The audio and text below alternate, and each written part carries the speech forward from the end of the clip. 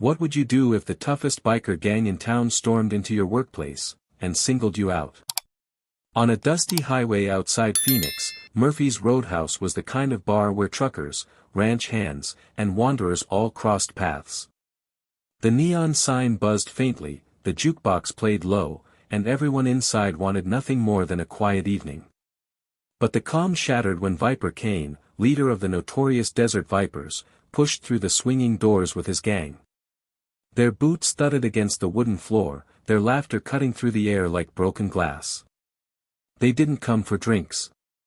They came for fear. Locals shrank back into their seats, pretending not to notice as the bikers shoved chairs aside, knocked glasses off tables, and spread their chaos across the room. Sheriff Tom Bradley, off duty in the corner, tightened his jaw but didn't move. Even he knew better than to take on the Vipers unprepared.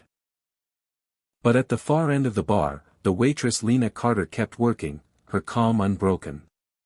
When Viper locked eyes on her and smirked, the room held its breath. To the gang, she looked like just another target.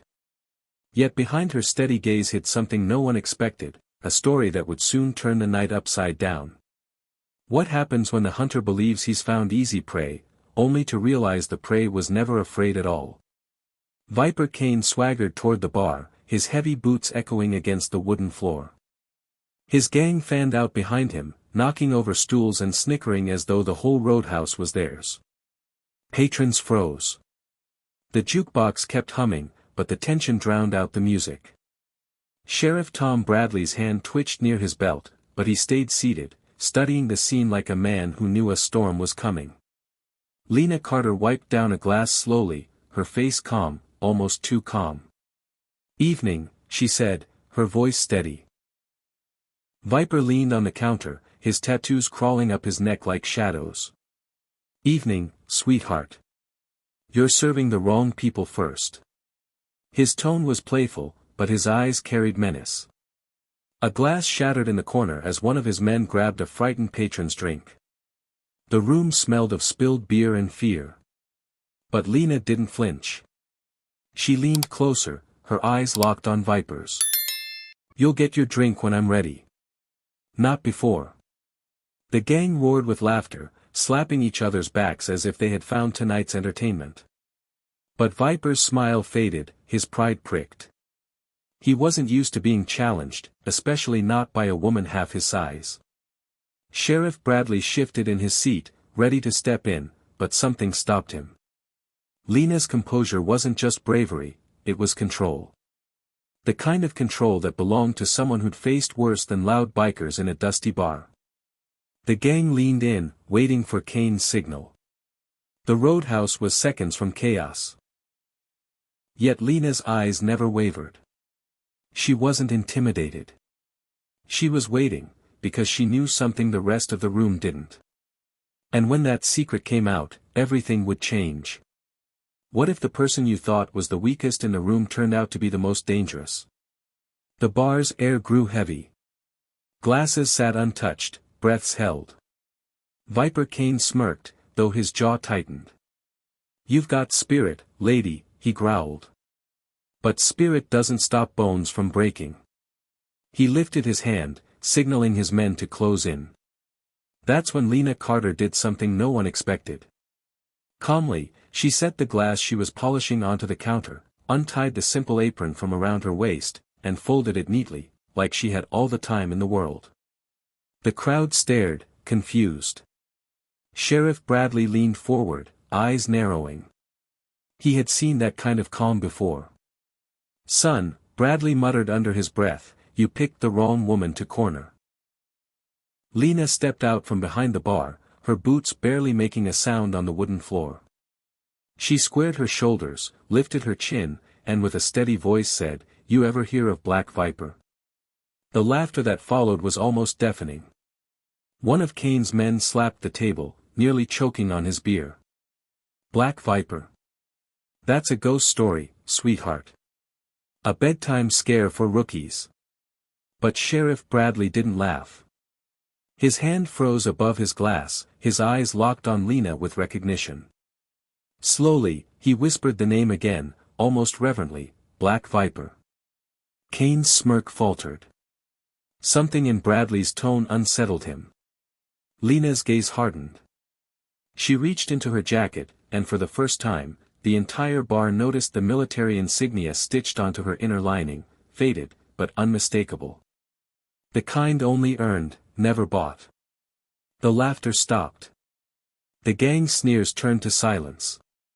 And in that silence, everyone realized the truth: Lena Carter wasn't just a bartender. She was the legend standing right in front of them. What happens when a predator realizes the prey isn't prey at all? The silence in the bar shattered when Viper Kane slammed his hand on the table. "I don't care if you're some fairy tale soldier," he barked, "this is my town."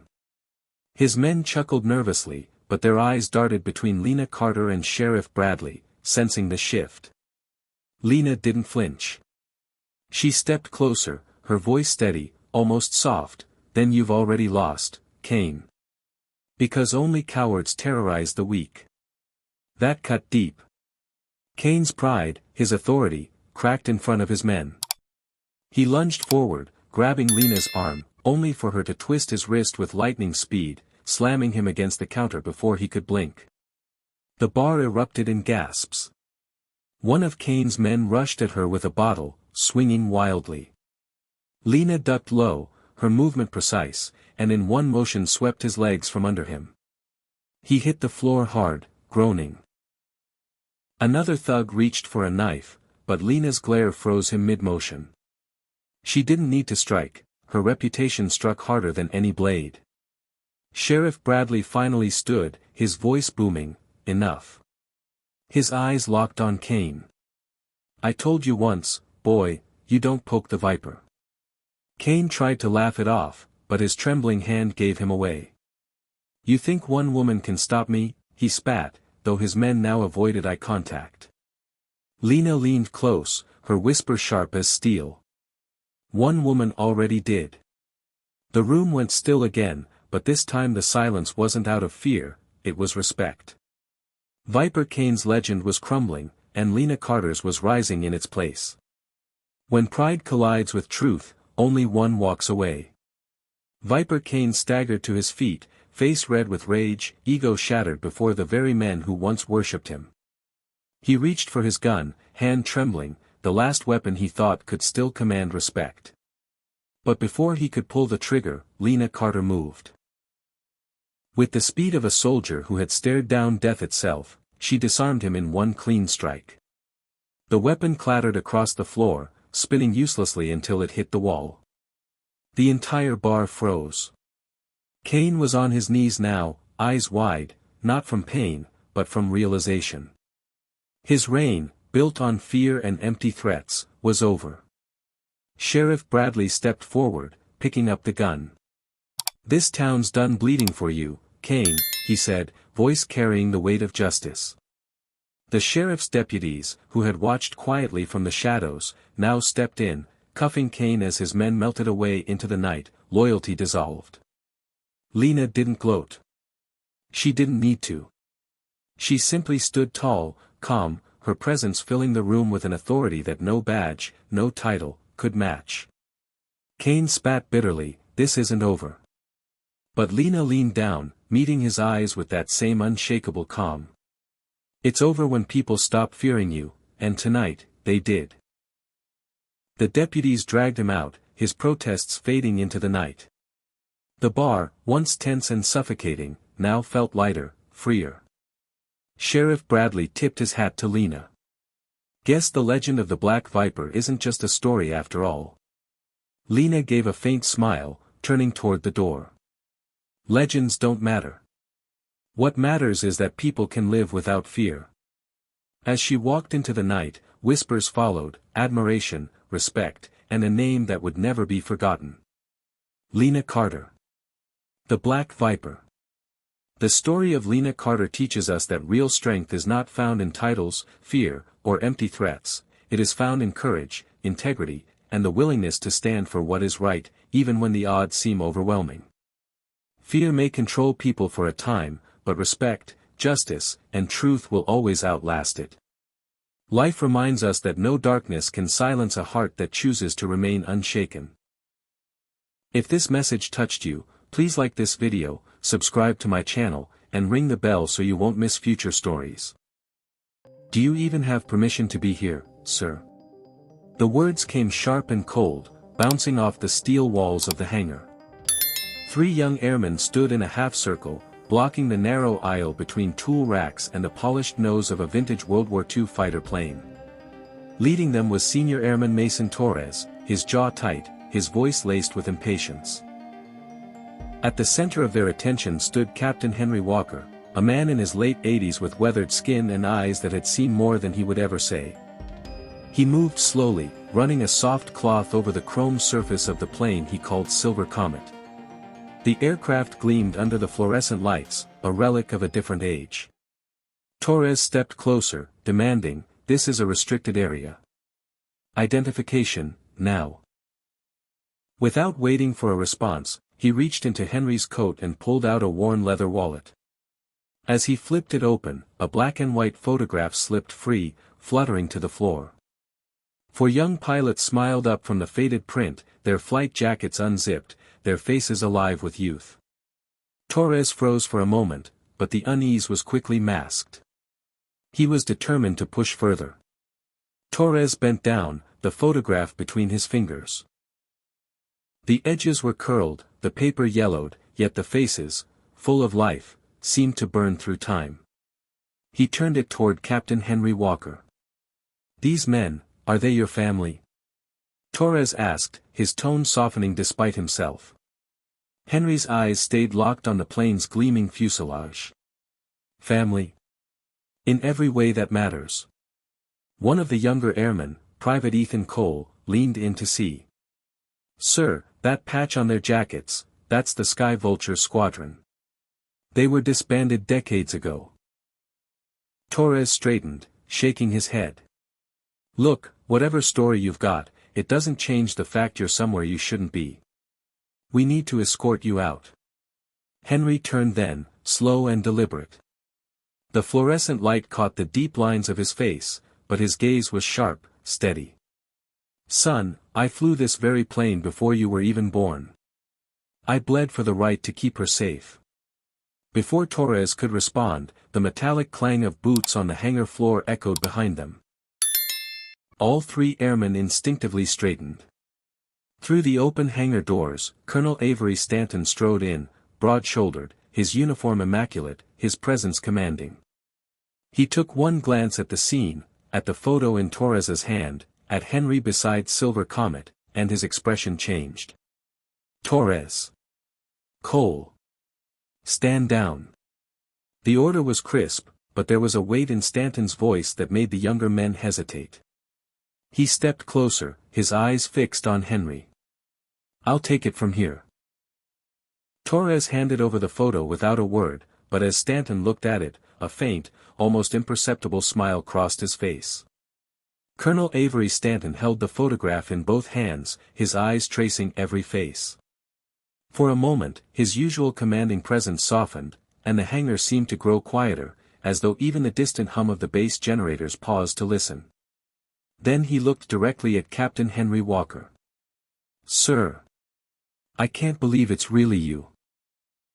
The 3 airmen exchanged confused glances. Torres took half a step forward. "You know him, Colonel?" Stanton didn't answer immediately. Instead, he handed the photo back to Henry with a slow, deliberate motion, a gesture of respect more than necessity. "I've read every mission report from the Sky Vultures. 22 confirmed aerial victories. 4 rescue operations deep in enemy territory. And the Silver Comet, this very plane, was there for all of them." Torres's face paled. Cole's eyes widened. They'd heard the name Silver Comet in passing, always with a sense of reverence, but they never connected it to the quiet old man now standing before them. Henry met Stanton's gaze, his voice calm but steady. "Those days are gone, Colonel. What matters now is keeping the memory alive, and making sure those who served are never forgotten." Stanton nodded slowly. "Then let's make sure they aren't." His tone carried an unspoken command, one that shifted the entire atmosphere in the hangar. This was no longer a confrontation, it was the beginning of something else entirely. Colonel Avery Stanton turned to face Torres, Cole, and the 3rd Airman, Private Lucas Rayner. His voice dropped an octave, calm yet carrying the weight of command that could level a man without raising in volume. You 3 stood here, mocking one of the most decorated combat pilots this base has ever known. A man who flew missions so dangerous, most never came back. Torres's throat tightened. Sir, we don't. Stanton's single word cut him off. I don't want excuses. What I want, is for you to understand the depth of your ignorance. He gestured toward Silver Comet, its silver fuselage reflecting the harsh hangar lights. This plane isn't just metal and rivets, it's a living piece of history. And Captain Walker? He's the reason men like me even got the chance to serve in a peaceful sky. The 3 young men shifted uncomfortably. The earlier bravado had drained from their faces, replaced with something quieter, shame, maybe even awe. Effective immediately, Stanton continued, you'll report to the Heritage Office for training. You'll study every mission Captain Walker flew, every sacrifice he made. And then, you'll come back here and tell him what you've learned. Until then, consider your weekend plans cancelled. Torres swallowed hard, nodding. Cole and Rayner followed suit. Henry Walker remained silent, watching the scene with the patience of someone who had seen far worse storms pass. But deep in his eyes, there was the faintest glimmer, perhaps the start of forgiveness, or at least the willingness to see if these young men could change. 2 weeks later, the echo of boots returned to the hangar. Torres, Cole, and Rayner entered. Not with the swagger they once carried, but with measured, respectful steps.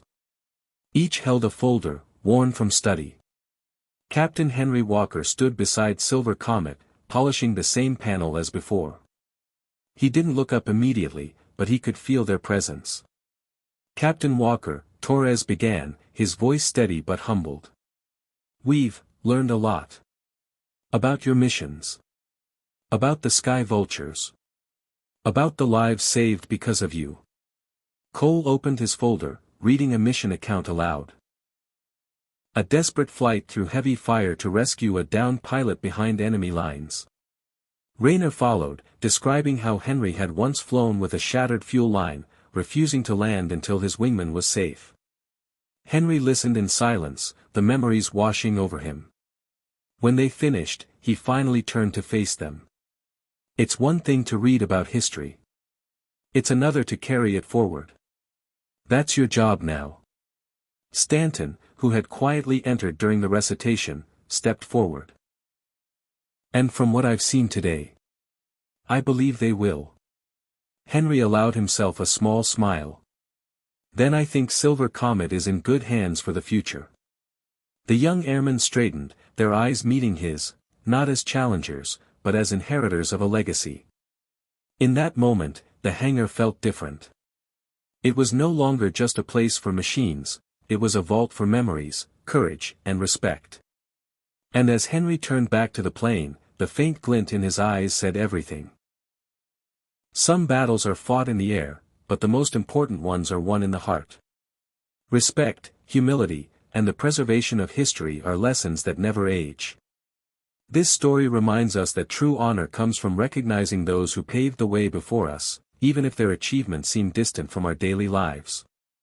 We often forget that the freedoms and opportunities we enjoy were built on the courage, sacrifice, and determination of others. By listening, learning, and carrying forward their legacy, we ensure that their stories, and the values they lived by, remain alive for future generations.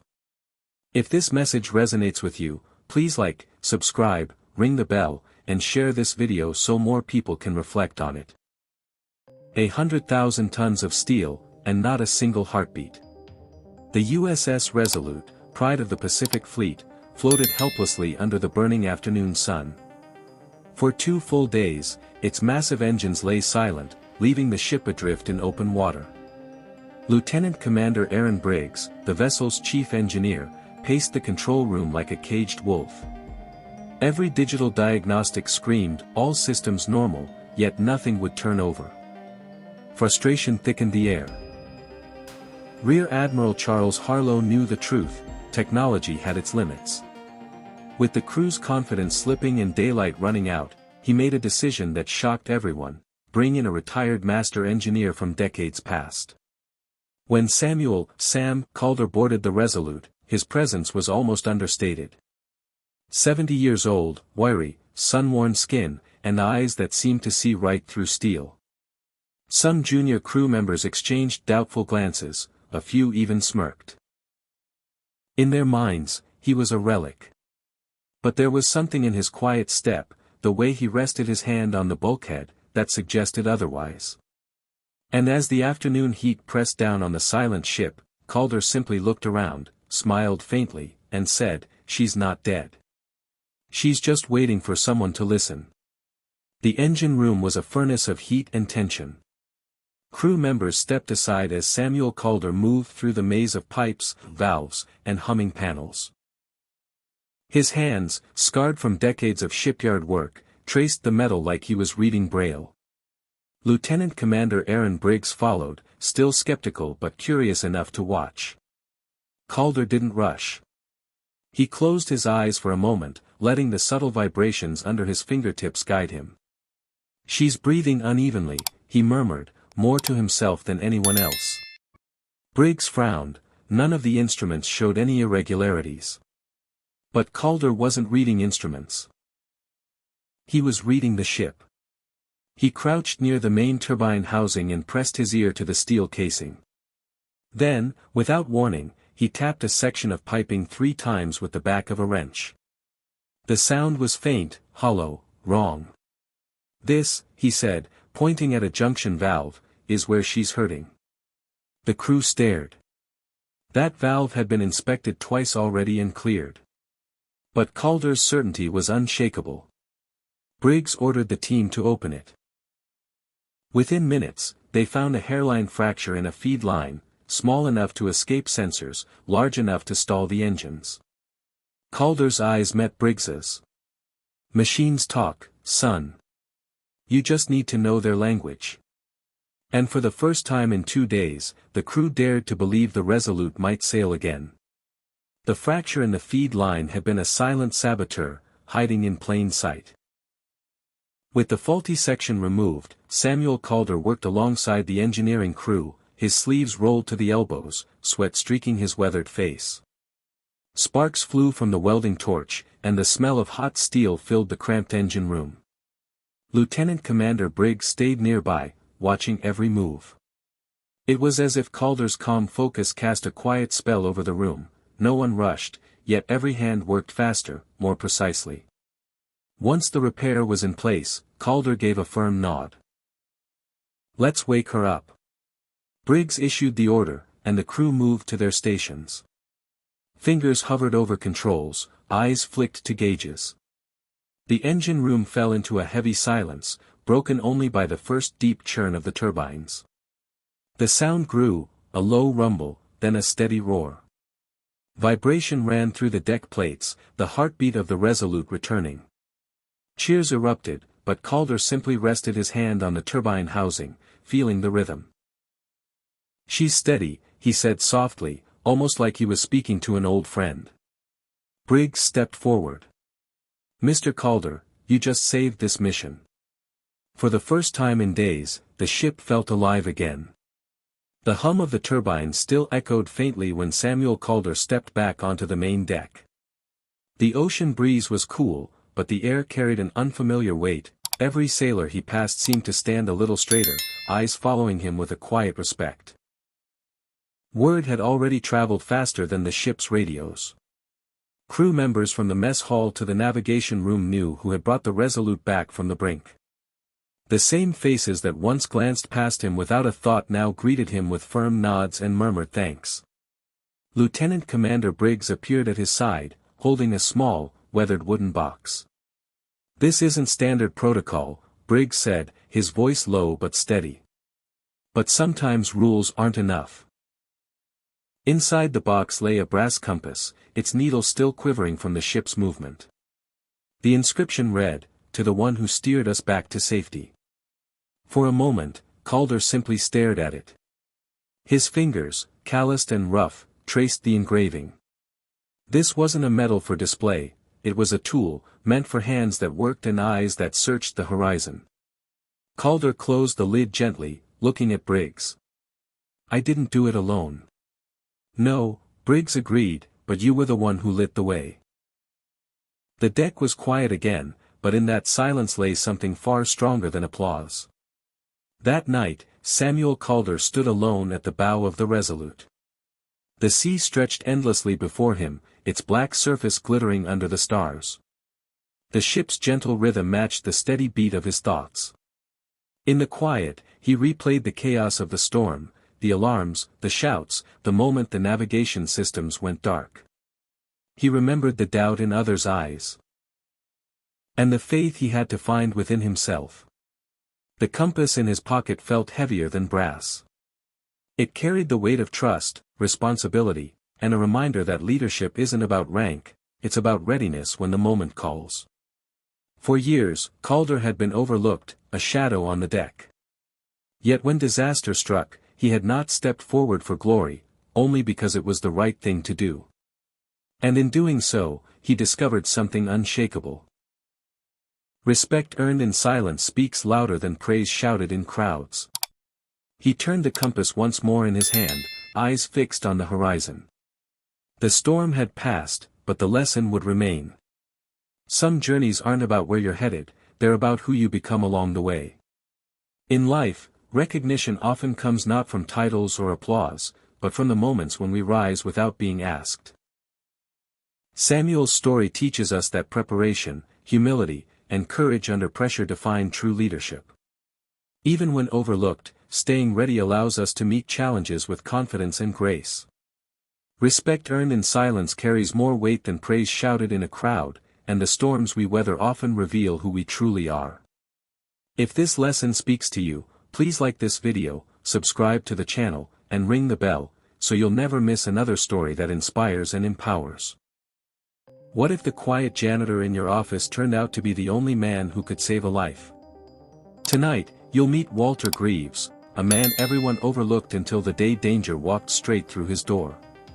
What happened next will make you rethink what ordinary really means. As the clock ticked down, Walter wasn't just fighting to save a hostage, he was fighting to keep a promise he made decades ago. Stories like Walter's remind us that true strength isn't about titles. It's about courage when it counts. Where are you watching from? Let me know in the comments. And don't forget, hit like, share this with someone who needs inspiration, subscribe, and ring the bell so you never miss the next story. Most people walked past Walter Greaves without a second glance. To them, he was just the quiet, silver-haired janitor mopping the long corridors of Fort Mason. But if you watched closely, you'd notice something unsettling. Walter's eyes never stopped scanning. While young recruits joked in the mess hall or strutted across the drill yard, Walter's gaze dissected every movement, how a soldier gripped a rifle, the way their boots hit the floor, even the rhythm of their breathing. He wore his watch on the inside of his wrist, a habit born from years of avoiding glare and snags in combat zones. Sergeant Major Curtis Thorne noticed it all. The precise way Walter stacked crates, the subtle readiness in his posture, the way his hands seemed too steady for a man his age. One cold morning, Thorne lingered as Walter swept near the armory. "You ever serve?" he asked. Walter paused, his eyes flicking up, holding Thorne's gaze for a fraction too long. In that heartbeat, Thorne knew, this man wasn't just here to clean floors. He was waiting. For what, or for who, Thorne couldn't yet guess.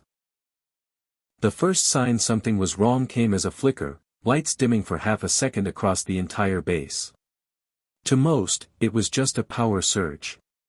But Walter Greaves froze mid-step, eyes narrowing. That half-second told him more than a dozen briefings could. Moments later, alarms erupted from the command center. Communications were scrambled, doors locked or jammed without cause. Sergeant Major Curtis Thorne burst into the hallway, barking orders. "Cyber breach. Someone's inside our systems." Walter leaned his mop against the wall. "Where's the breach point?" he asked. Thorne shot him a look, half confusion, half disbelief. "Why do you care?" Instead of answering, Walter walked into the weapons storage area like he belonged there. His hands moved with muscle memory, unlocking racks and pulling down a disassembled M4 rifle. In less than a minute, the weapon was cleaned, assembled, and loaded, movements too precise, too fast for any retired janitor. Thorne stood there, speechless, until Walter spoke again, voice calm but urgent. "If they're after what I think they are, we've got minutes before the base is compromised entirely." "What could they want here?" Thorne demanded. Walter looked him dead in the eye. "Not what, who?" And in that moment, Thorne realized the quiet man with the mop was the most dangerous person on the base, and perhaps the only one who could save it. The command center's main doors slammed shut with a metallic boom, locking everyone inside. Overhead, red emergency lights spun, painting the room in pulses of danger. Thorne shoved through the chaos, dragging Walter along. "Greaves, if you know something, now's the time to," he stopped cold. Across the room, Lieutenant Harris, usually the picture of composure, was holding General Dalton at gunpoint. The sight silenced every voice in the room. Walter's jaw tightened. "You picked the wrong base," he said evenly. Harris smirked. "No, Greaves. I picked the only base." He pressed the barrel into Dalton's temple. "Where's the girl?" Thorne's stomach dropped. "What girl?" Walter's voice was low but carried weight. "My granddaughter. Eleanor Greaves. She's a cryptographer. And she's the only one who can decode what they stole." Gasps rippled through the room. Harris tapped the side of his head with his free hand. "Smart man, Walter. But not smart enough to stop this. She's already off-site, and the extraction team is waiting for my signal." The general winced as Harris tightened his grip. "You've got 30 seconds to decide, stand down and let me walk out, or Dalton here dies, and so does Eleanor." Walter stepped forward, his eyes locked on Harris. "If you harm her," he said quietly, "you won't see the end of the day." And for the first time, Harris's smirk faltered. The room was a pressure cooker. Every second stretching longer than the last. Harris's finger hovered near the trigger, and General Dalton's shallow breaths echoed in the silence. Walter didn't blink. "Thorne," he said quietly, "count to 3, then kill the lights." Thorne's eyes widened, but he gave the smallest nod. 1, Walter shifted his stance, muscles coiling. 2, Harris's grip tightened, sensing the shift. 3. The overhead snapped off, plunging the room into pitch-black chaos. A single muffled thump followed, the sound of Walter moving faster than a man his age had any right to. When the backup lights flickered on, Harris was on the floor, weapons skittering away. Walter stood over him, one knee pressing his arm down, his own weapon aimed point-blank at Harris's forehead. "Where is she?" Walter's voice was ice. Harris coughed, blood pooling at the corner of his mouth. "You're too late. They're already on the move." Walter shoved him toward Thorne. "Lock him up. Now." Thorne hesitated. "Greaves, what's your play?" Walter didn't look back as he headed for the exit. "They've underestimated me for the last time. Get me a vehicle, a map, and a radio. I'm bringing her back." And with that, the man who had been sweeping floors an hour ago was now leading the most dangerous rescue mission the base had ever seen. The desert night swallowed the base lights as Walter roared down the dirt track in a military Humvee, headlights cutting through the darkness. The map on the seat beside him was marked with a single red circle, Harris's extraction point. Radio chatter buzzed in his ear. "Greaves, satellite confirms 2 SUVs heading north with your target. You'll intercept in 3 minutes." Walter pressed harder on the accelerator. "They won't see me coming." The road twisted into a canyon, shadows dancing along the jagged walls. Up ahead, the taillights of the SUVs flashed like beacons. Walter killed his headlights, coasting silently closer. When he struck, it was swift, ramming the rear vehicle into a rock wall, forcing the lead SUV to brake hard. Gunfire erupted, echoing in the canyon. Walter moved like a man with nothing left to lose, precise, unyielding. The back door of the lead SUV flew open. Eleanor stumbled out, her wrists bound. Walter was there in seconds, cutting her free. "Grandpa?" Her voice trembled. "I've got you," Walter said, pulling her into the Humvee. "And I'm not letting go again." As they sped back toward the base, the stars stretched across the sky like a silent witness. For the first time in years, Walter allowed himself a small smile. The mop in the supply closet would be waiting for him tomorrow. But tonight, he was something more. He was a man who had kept his promise. Courage often hides in the quietest corners of life. Walter's story teaches us that even the most unassuming people can rise to extraordinary challenges when driven by love, loyalty, and an unshakable promise. True heroism isn't about glory, it's about taking action when no one else will. We should never underestimate the power of resolve, regardless of age or title. In our own lives, let's remember, every day is a chance to choose courage over fear. If this story touched you, please like, subscribe, and ring the bell so you never miss another inspiring tale. And share your thoughts in the comments below. For weeks, Sergeant Dana Cross couldn't seem to get anything right. She missed easy targets, stumbled over obstacles, and froze in the kill house as if her mind shut down. Her fellow recruits in Echo Platoon didn't hold back. Whispers spread like wildfire in the barracks, "She's a liability." Others laughed openly, calling her "Dead-Weight Dana." Every drill became another humiliation, every mistake another nail in her coffin. Instructors began marking her file with red ink, noting her failures with cold precision. On the firing range, her shots scattered.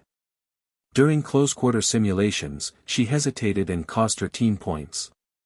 And when a flashbang went off during a live scenario, she dropped to the floor and couldn't get back up. The decision seemed inevitable. Her commanding officer drafted dismissal papers. Echo Platoon shook their heads in disgust. To them, Dana Cross was done, unfit for combat, unworthy of the uniform. But there was one detail no one noticed. Dana never complained, never argued, never asked for pity. Instead, each night, she quietly reloaded her gear, reset her rifle, and practiced alone. She wasn't giving up. She was waiting. Every platoon has eyes sharper than the rest, and in Echo, that was Lieutenant Mark Rains. He noticed what no one else did. While others mocked Dana Cross, Rains observed carefully. Her failures in daylight drills were obvious, but what caught his attention were her patterns after lights out. Long after the barracks quieted, Dana could be seen in the shadows, stripping and reassembling her rifle with flawless precision. Every motion was smooth, almost rehearsed. She wasn't clumsy. She was deliberate. During field exercises, she always knew the terrain better than anyone. She mapped exit points, marked ambush spots, and traced supply lines as if her mind ran parallel simulations. Yet, when the whistle blew, she performed like a rookie. Rains' instincts told him this wasn't incompetence. It was control. Instructors wanted her gone. Cadets wanted her humiliated. But Rains began a private log. Cross is masking her skills. Why? He tested her quietly. Dropped a grenade pin during chow, she caught it mid-air without looking. Switched a live mag with a dummy, she noticed instantly.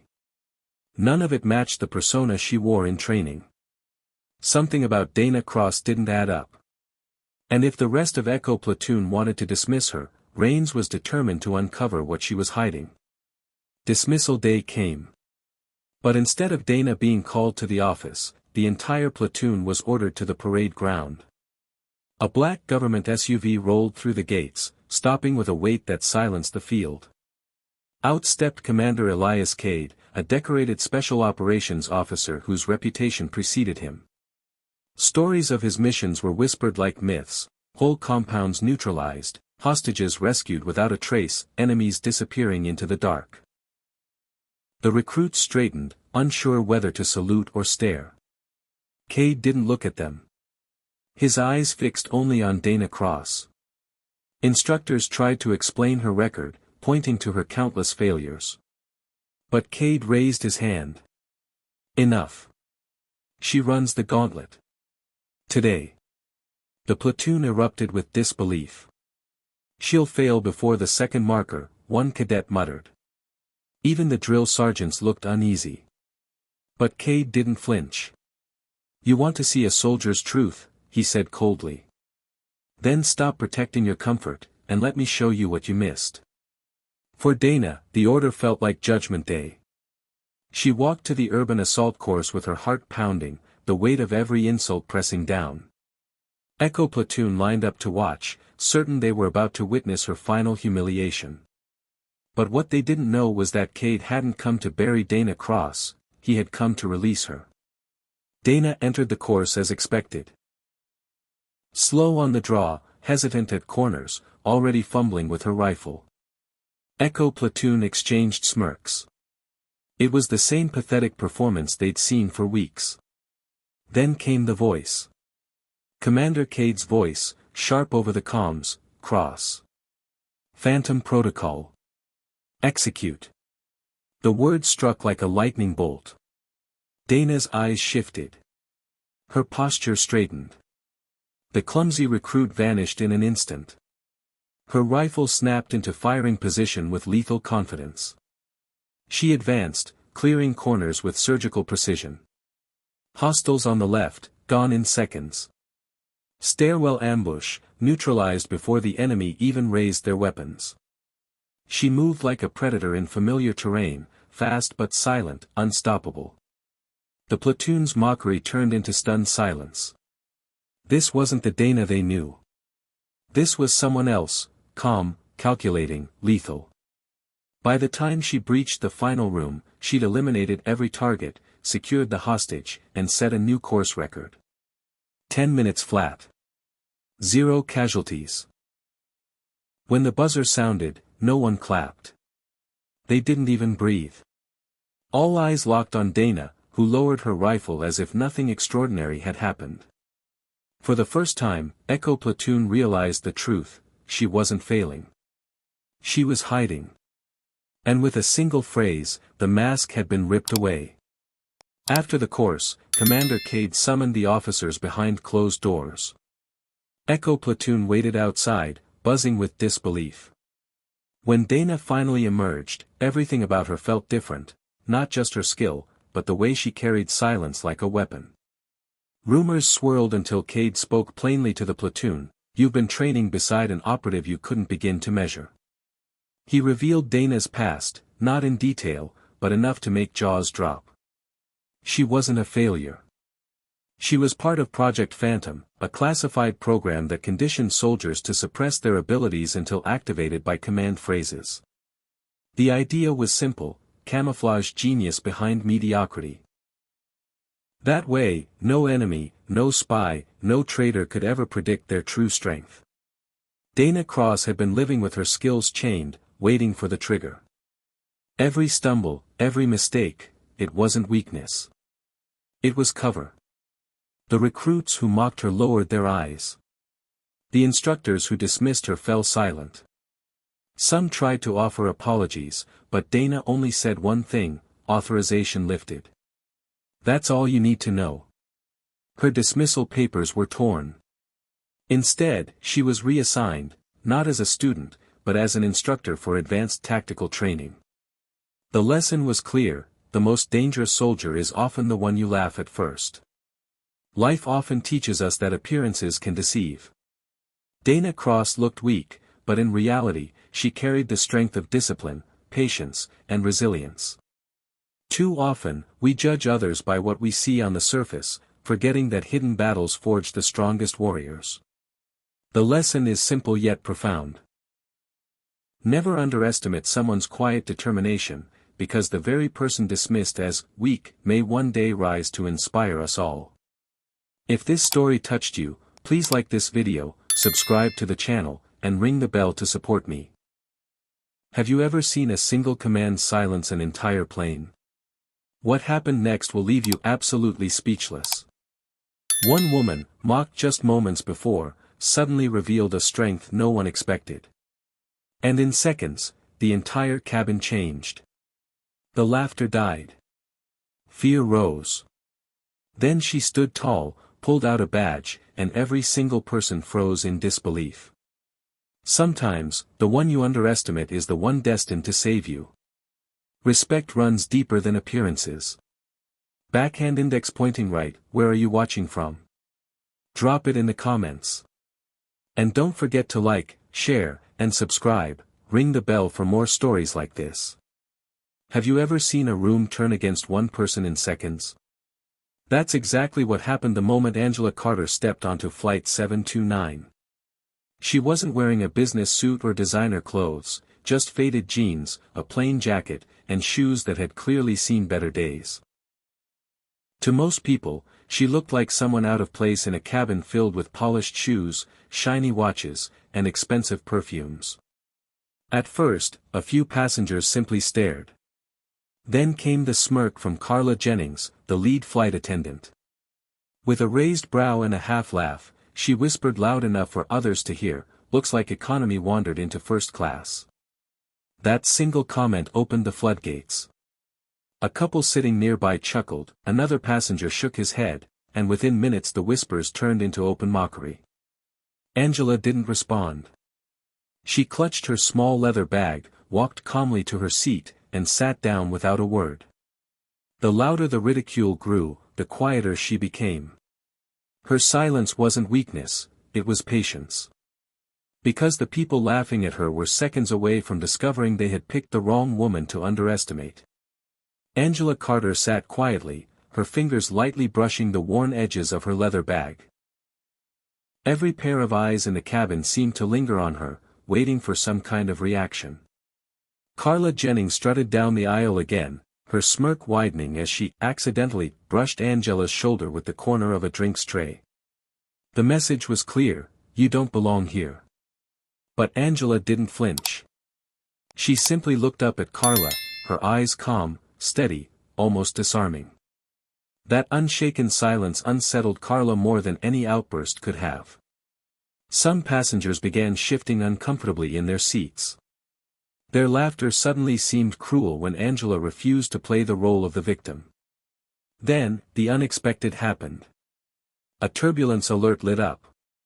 The plane shook slightly, causing drinks to spill and passengers to gasp. While others panicked, Angela calmly pressed the call button.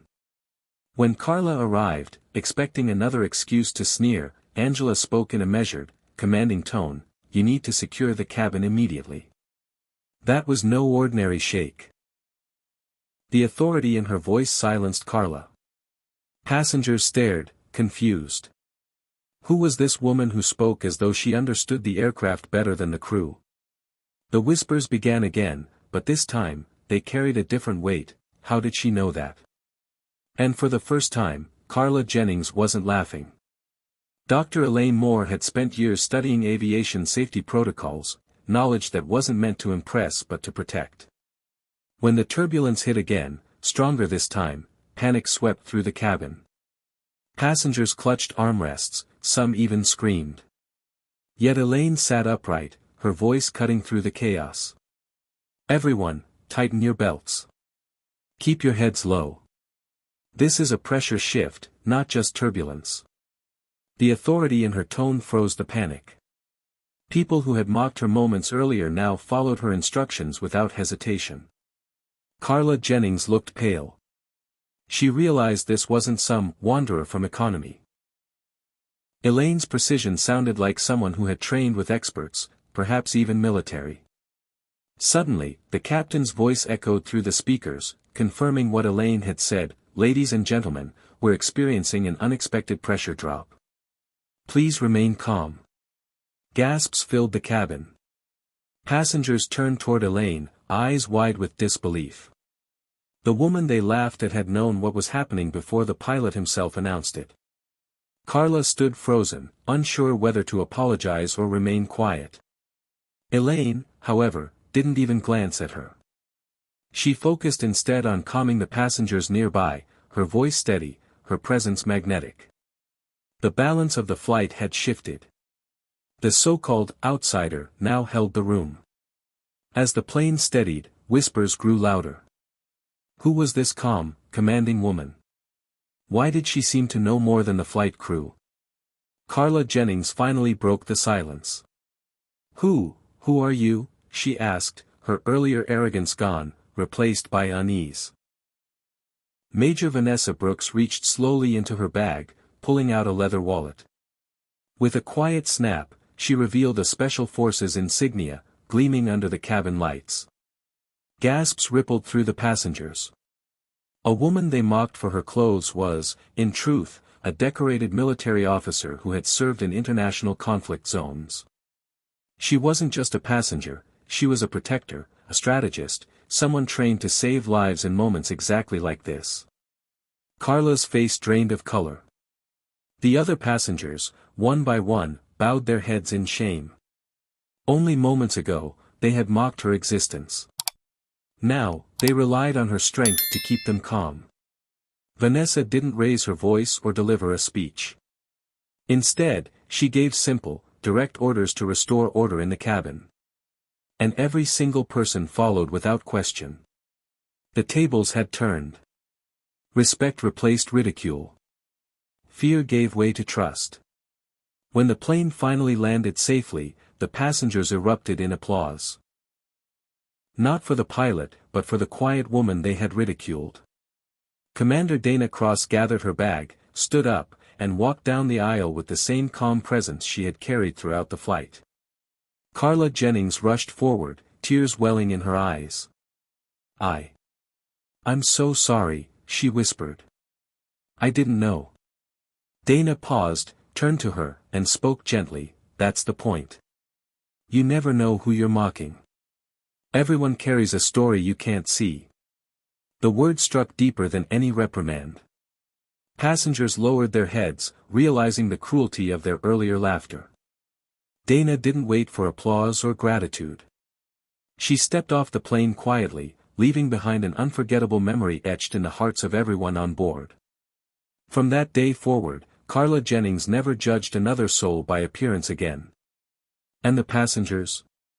They carried home a lesson that would echo long after the turbulence had faded. Strength isn't always loud, and true dignity is often disguised in simplicity. Life has a way of humbling us, often through the people we least expect. The moment of truth in this story reminds us never to underestimate others, because behind quiet strength lies resilience, dignity, and courage that can change everything. True respect is earned not by power or position, but by character and actions when it matters most. For adults and seniors alike, this lesson is timeless: treat every person with fairness, because their story may surprise you. If this message touched you, please like this video, subscribe to the channel, and ring the bell to support me. Is this some kind of joke? The young lead technician's voice cracked through the heavy afternoon air, sharp with arrogance. Ryan Calder, 27 years old and proud of his spotless record, kicked the landing skid of the motionless UH-1 Sentinel, its olive green skin soaking up the heat. Around him, a dozen crew members in crisp coveralls stood idle, arms crossed, their eyes flicking between laptops spitting out perfect system checks and the stubborn reality of a helicopter that refused to start. The Sentinel's rotor blades hung limp, drooping like a plant long without water. A few yards away, Walter Kane, wiry, white-haired, and weathered by decades of sun and wind, watched silently. Dressed in faded jeans and a scuffed bomber jacket from another era, his hands rested deep in his pockets. His gaze never left the helicopter, not the crew, not the equipment. Ryan glanced over, irritation flashing. "Restricted area, sir. You'll need to head back to the gate." Walter's pale eyes shifted from the Sentinel's tail boom to Ryan's face, calm, steady, unreadable. "General Mason sent for me," he said, voice low and gravelly. The laughter from the crew was instant. None of them realized that the man they were dismissing had once kept this very bird alive when the sky itself was trying to kill it. Walter Kane didn't move toward the gate. Instead, he stepped onto the tarmac like it was his own front porch. His boots left dusty imprints on the concrete as he began to circle the UH-1 Sentinel. Ryan Calder's crew exchanged smirks. "Look at Grandpa Ghostbuster," one whispered. "Think he's gonna talk it to life?" Walter ignored them. His eyes tracked each rivet, each seam in the metal skin, like a surgeon scanning for the faintest sign of infection. He paused near the tail boom, tilting his head at the faint scuff marks just beneath a small maintenance panel. "She's been sitting too long," he murmured, almost to himself. "And she's been listening to the wrong hands." Ryan stepped forward. "Sir, whatever you think you know, the diagnostics are clean. There's nothing wrong here." Walter's gaze stayed on the panel. "You ever open this?" "Why would we?" Ryan scoffed. "Would take half a day's paperwork, and for what?" From his jacket, Walter pulled a worn leather pouch. The zipper rasped open to reveal a handful of tools. Each one hand-shaped by years of use, their handles polished by sweat and heat. His thumb rested on a spanner with an odd bend in its shaft. In that moment, the chatter from the crew seemed to fade. This wasn't just a man with old tools. This was someone who carried the weight of places they'd never been, and battles they'd only read about. Airman Peterson had been quiet through most of the exchange, but something about Walter Kane's presence didn't sit like a random walk-on. The way the old man's hands rested on those tools, like they belonged to him more than his own shadow, told a different story. Breaking away from the group, Peterson ducked into the hangar's side office. A quick search through the maintenance logs turned up nothing, but the roster of special clearances did. His eyes widened. With one deep breath, he picked up the phone and dialed the number for General Mason himself. The response was immediate. "Who did you say is on my flight line?" The general's voice tightened. "Walter Kane. Hold him there. I'm coming." Peterson returned to the tarmac just as the crew was still chuckling over Walter's sole comment. But their laughter faltered when three matte black command SUVs rolled through the gate, tires crunching on gravel. When the doors swung open, General Mason himself stepped out, his uniform sharp, his eyes locked on Walter. Without hesitation, he crossed the tarmac, boots echoing, and raised his hand in a crisp salute. The crew froze.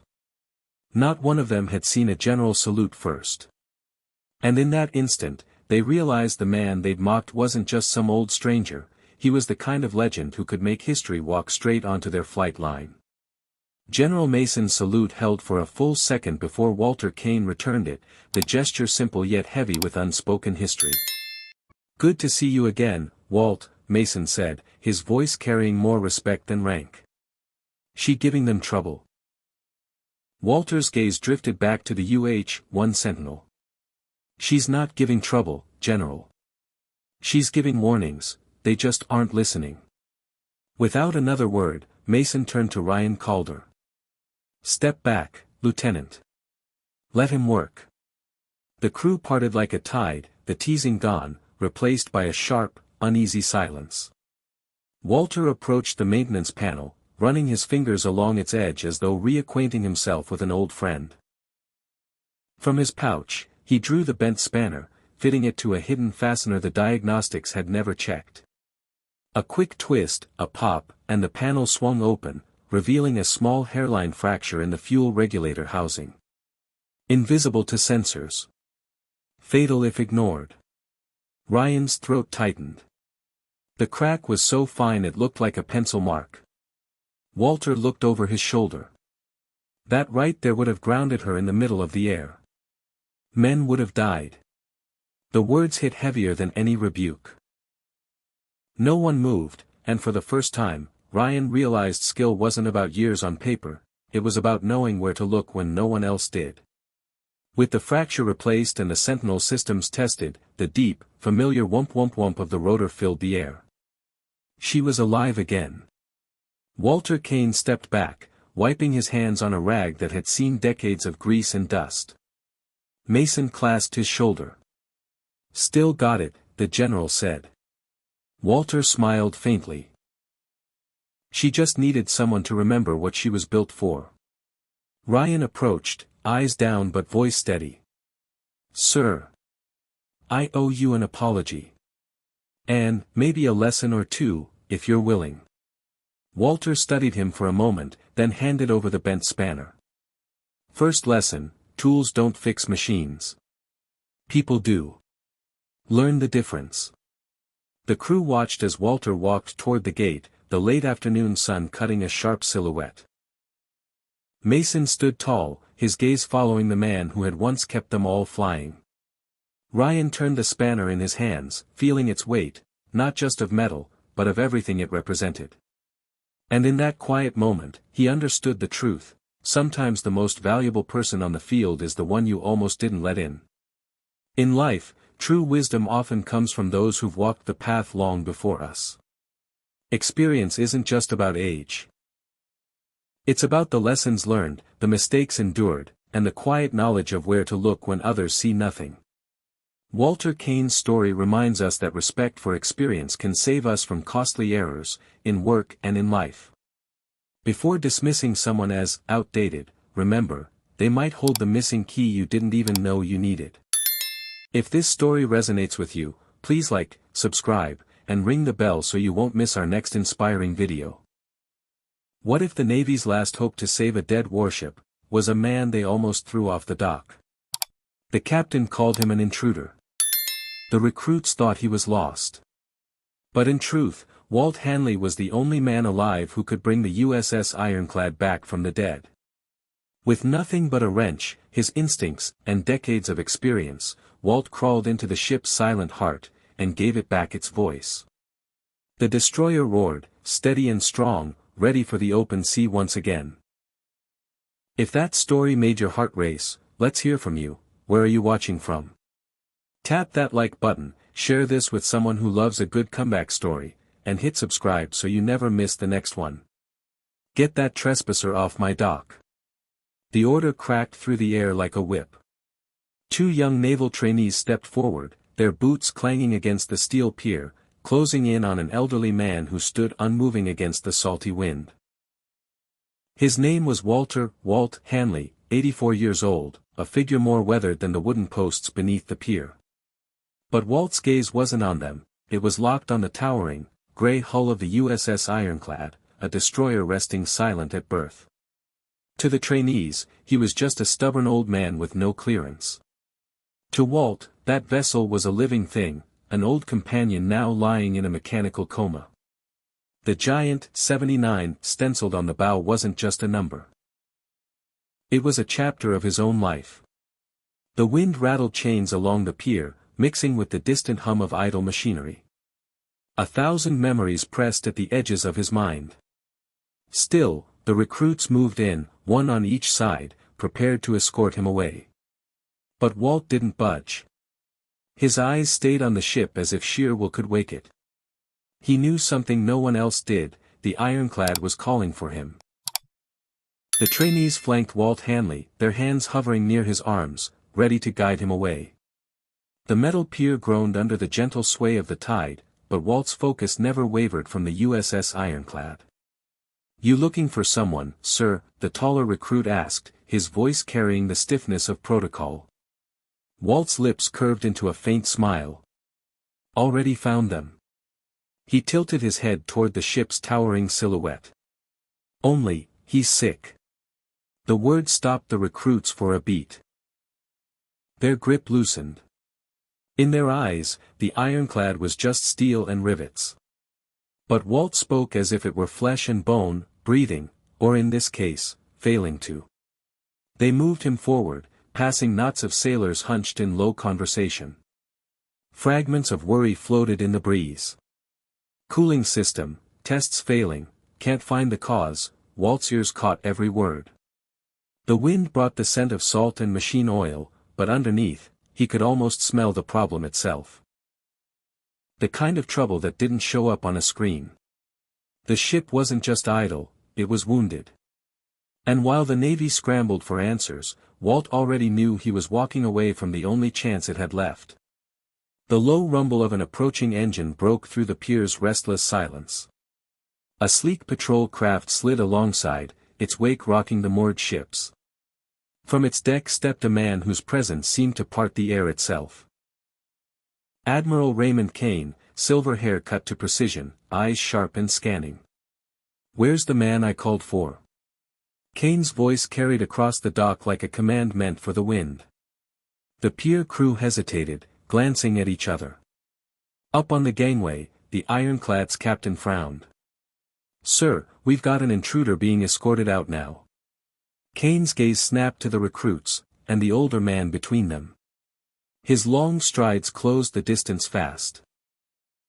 "Walt Hanley," he said, and for the first time that day, there was relief in his tone. "I was beginning to think you wouldn't come." The trainees froze, caught between obedience and disbelief. This wasn't a trespasser. This was the Admiral's answer to the ship's crisis. "Release him," Kane ordered, his voice leaving no room for argument. Walt adjusted his cap with a slow, deliberate motion, the kind of gesture a man makes before stepping into a fight he knows he can win. The clang of boots on steel echoed as Walt Hanley followed Admiral Kane up the gangway of the USS Ironclad. The destroyer loomed above them, its silent bulk radiating the heat of machinery long idle.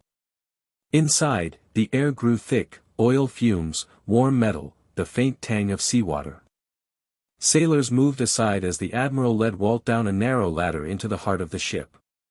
The engine room was a sweltering cavern, every surface vibrating faintly from auxiliary systems still running. Walt moved straight to the seawater circulation system.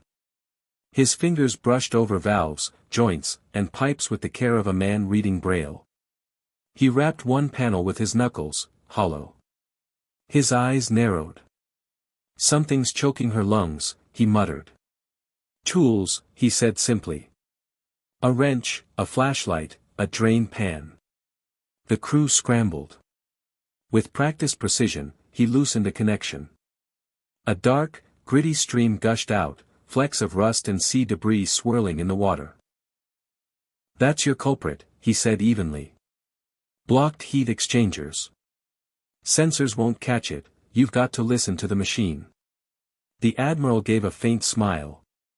The battle to bring the Ironclad back to life had just begun.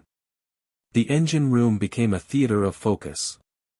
Sailors watched from the shadows as Walt Hanley worked, his movements deliberate, steady, a man in sync with the heartbeat of steel. Hours bled away under the oppressive heat. Piece by piece, he flushed the clogged heat exchangers, scraped away the marine debris, polished the stubborn rust from vital joints. When the last valve was tightened, Walt wiped his forehead with the same worn rag he'd carried for decades. "It's ready," he said simply. The engineer gave the signal. A deep, hesitant growl rolled through the chamber, swelling into a steady, resonant thrum. The USS Ironclad was breathing again. Crew members exchanged hopeful glances. Until a soft amber warning light blinked on the control panel. The captain's brow furrowed, but Walt was already in motion. He cracked open a secondary filter line, releasing a thin trickle of dark sludge. "Ignore this," he warned, "and it turns to stone." A quick replacement, another purge, and the alarm faded. "Bring her up, slow," Walt instructed. The RPMs climbed. Gauges stayed steady. The room exhaled. The Ironclad was not just alive, it was ready to fight. The golden light of late afternoon spilled across the deck as the USS Ironclad thrummed with renewed power. Walt Hanley stood near the rail, feeling the vibration through his boots, a steady, confident heartbeat.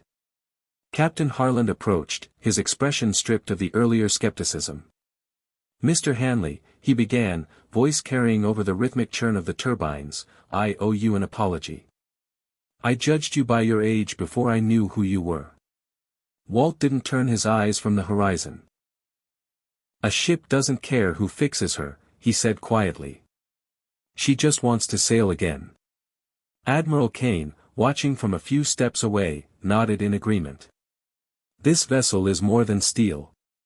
Today, she needed the man who knew her soul."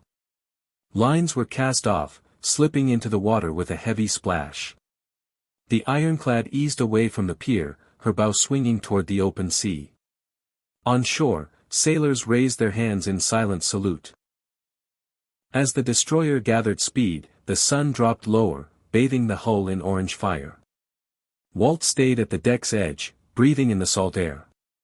The ironclad's deep, even rumble was thanks enough, the sound of a giant alive once more. In life, it's easy to overlook wisdom that doesn't come wrapped in a uniform or a title. The story of Walt Hanley reminds us that true value lies not in appearances, but in experience, patience, and the courage to act when others hesitate.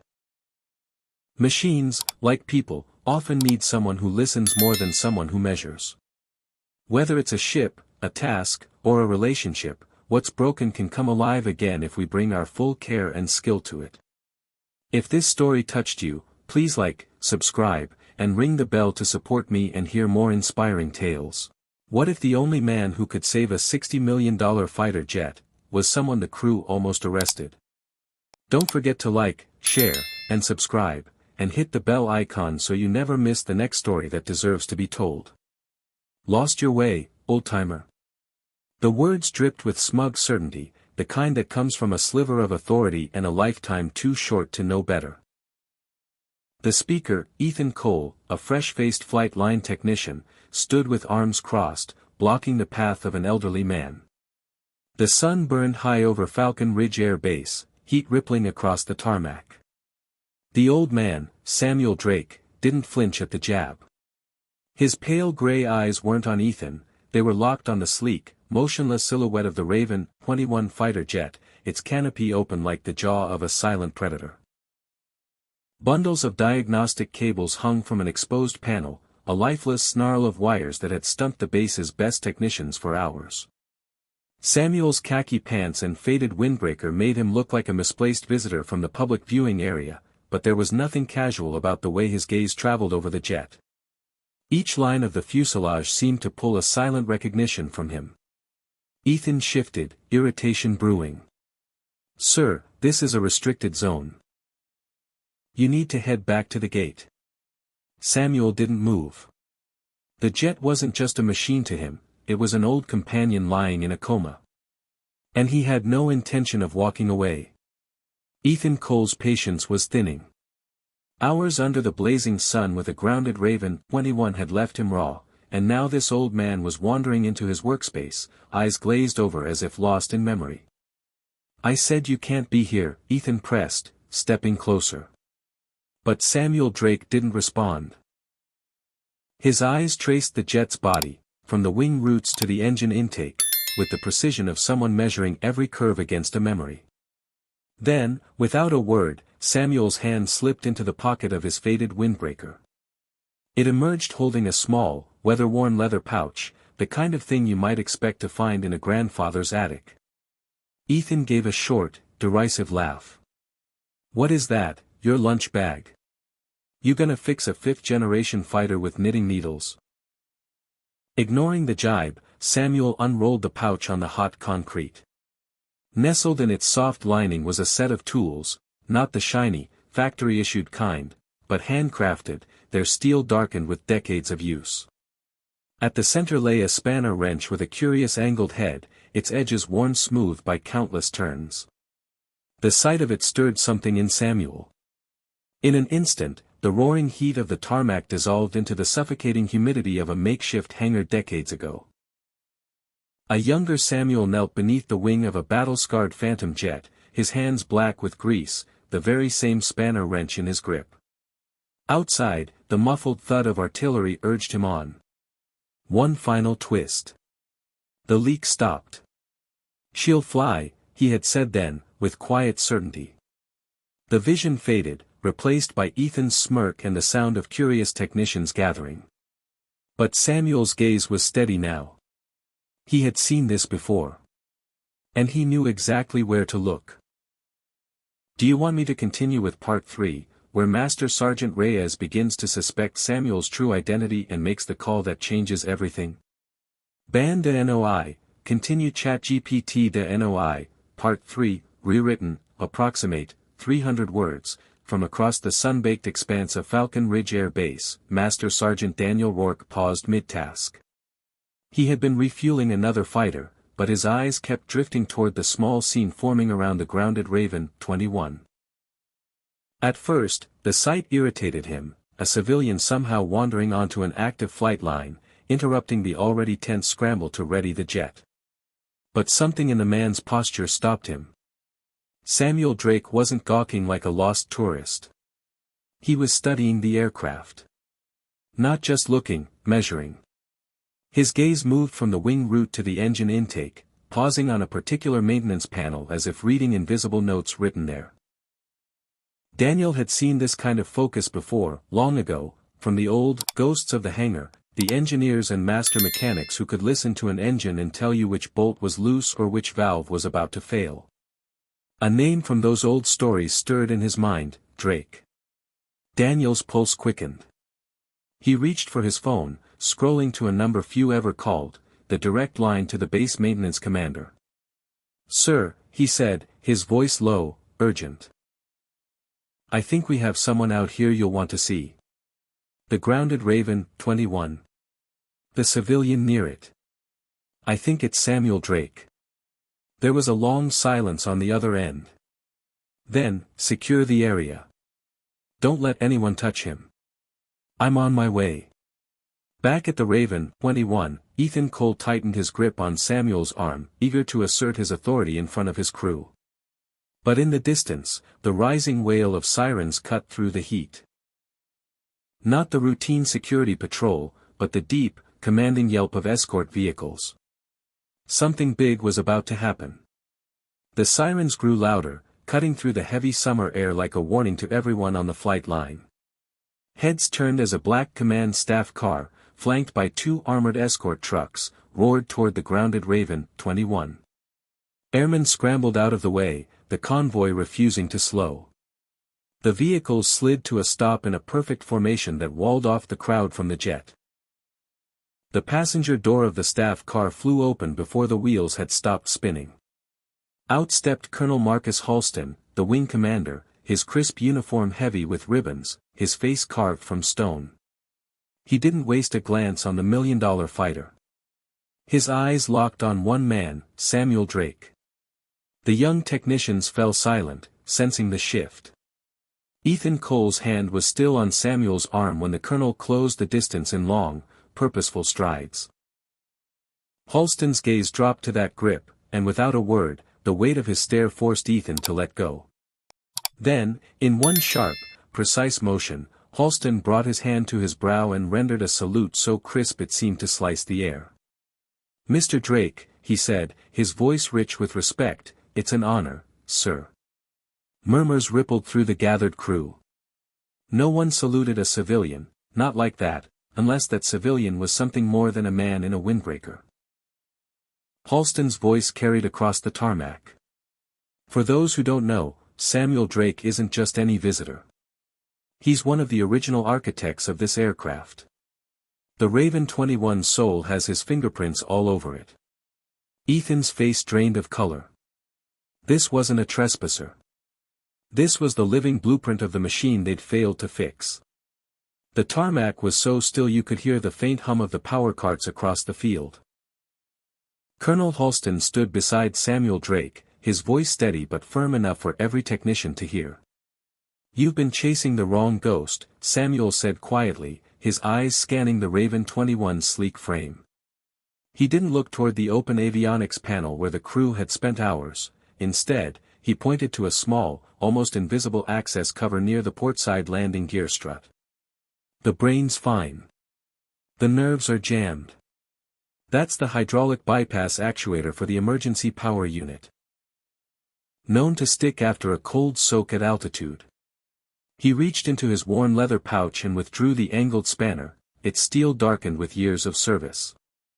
He held it out to Ethan Cole. It doesn't need a computer. Just a reminder of what it's supposed to do.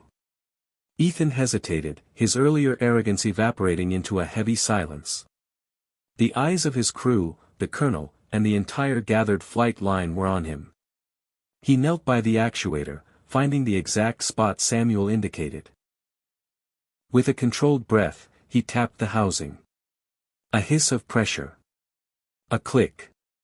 And then, the cockpit screens blinked to life in a cascade of green glow. Main power online, the Raven's onboard voice declared. Gasps and murmurs rippled through the crowd. The fighter's auxiliary power unit began to whine, spooling toward readiness. What had stumped the base's top techs for 3 tense hours had taken Samuel Drake less than a minute to revive. Colonel Halston's face softened into a rare smile. "Mr. Drake," he said, "you just saved this exercise. And reminded us all what real mastery looks like. True mastery is not measured by titles, age, or the latest tools, but by the quiet confidence of experience and the ability to see solutions others overlook." Samuel Drake's story reminds us that respect, humility, and a willingness to listen can unlock knowledge that no manual can teach. In life, the machine, whether it's a problem, a relationship, or a challenge, doesn't care about pride, it responds to skill, patience, and truth. If this story resonated with you, please like this video, subscribe to the channel, and ring the bell so you never miss another inspiring tale. Ever seen a soldier so underestimated, that even elite warriors laughed, until one salute silenced an entire base? Because behind the quietest faces often hide the fiercest stories. And today, you're about to hear one that will change how you see strength forever. From whispers and ridicule to a moment of truth that flipped everything, this journey will pull you from disbelief to awe. So, where are you watching from? Drop it in the comments. And don't forget to like, share, and subscribe. Then ring the bell so you never miss another story like this. They saw a pretty picture. They didn't see the warning. On the blistering asphalt of Fort Westlake, Corporal Jenna Cross moved quietly between supply crates, a clipboard in one hand, the other brushing against a faded ink butterfly just above her wrist. To most of the base's hardened operators, it was nothing more than an amateur tattoo. Soft, harmless, and out of place among soldiers who prided themselves on scars earned in battle. They chuckled behind her back, sometimes to her face. "Cute butterfly, Cross," they'd sneer. She'd smile faintly and keep walking, saying nothing. But if they'd known where that ink had first seen daylight, if they'd known whose blood had dried beside it, the laughter would have died in their throats. Late one afternoon, a convoy rolled in, black SUVs with tinted windows and no insignia. A tall man stepped out, scanning the yard until his eyes locked on Jenna's wrist. The chatter died. His posture changed. And in a move no one expected, Commander Reese, decorated veteran of a dozen covert campaigns, stepped forward, and saluted her. The butterfly, it seemed, wasn't so harmless after all. It wasn't her face he recognized. It was the mark. The supply yard at Fort Westlake fell silent as Commander Reese's salute hung in the air. The other operators, seasoned men with weathered eyes, exchanged puzzled glances. Reese never saluted first, not to anyone beneath his rank, and certainly not to a logistics corporal. Jenna Cross hesitated, then returned the gesture. Reese stepped closer, his voice dropping so only she could hear. "You were at Raven Fall," he said. 4 words. That was all. But to those who understood, it was like dropping a live grenade in the middle of the yard. Conversations died mid-sentence. A few of the men stiffened, glancing at the butterfly tattoo as if seeing it for the first time. Ravenfall wasn't on any public record. It was a mission spoken of in whispers, a black operation gone so far off the books that most believed it a myth. 20 operatives had entered. Only a handful had made it out. Jenna didn't answer him. She simply handed over the supply crate, her face unreadable, and turned away. But the damage was done. By nightfall, the entire base was buzzing. Who was she? Why had Reese, of all people, saluted her? And why did her ink match the rumored insignia of one of the most dangerous missions in military history? The next morning, as Jenna walked into the mess hall, the whispers grew louder. Some mocked, some doubted, but a few were starting to believe the unthinkable. They didn't know it yet, but the woman they overlooked was about to prove exactly why some ghosts never stay buried. If they wanted proof, she'd give it to them. Just not the way they expected. The mess hall smelled of burnt coffee and powdered eggs, but the air was thick with something heavier, anticipation. Jenna walked in, tray in hand, her boots cutting through the murmurs. Every table seemed to tilt toward her, voices lowering but eyes never leaving. At the far end, two officers, Captain Moreland and Major Strick, sat hunched over a photocopy of her tattoo, grinning like kids with a stolen secret. Moreland's voice carried just enough to reach her. "Looks like she thinks ink makes her special," he sneered. A few soldiers snickered. Strick tapped the photo with one finger. "Probably stole it from a boyfriend's jacket." Jenna set her tray down without a sound. Her shoulders loosened, her gaze steady as she stood. The hall quieted, not because she demanded it, but because her presence seemed to pull the volume out of the room. "You want to know where I got it?"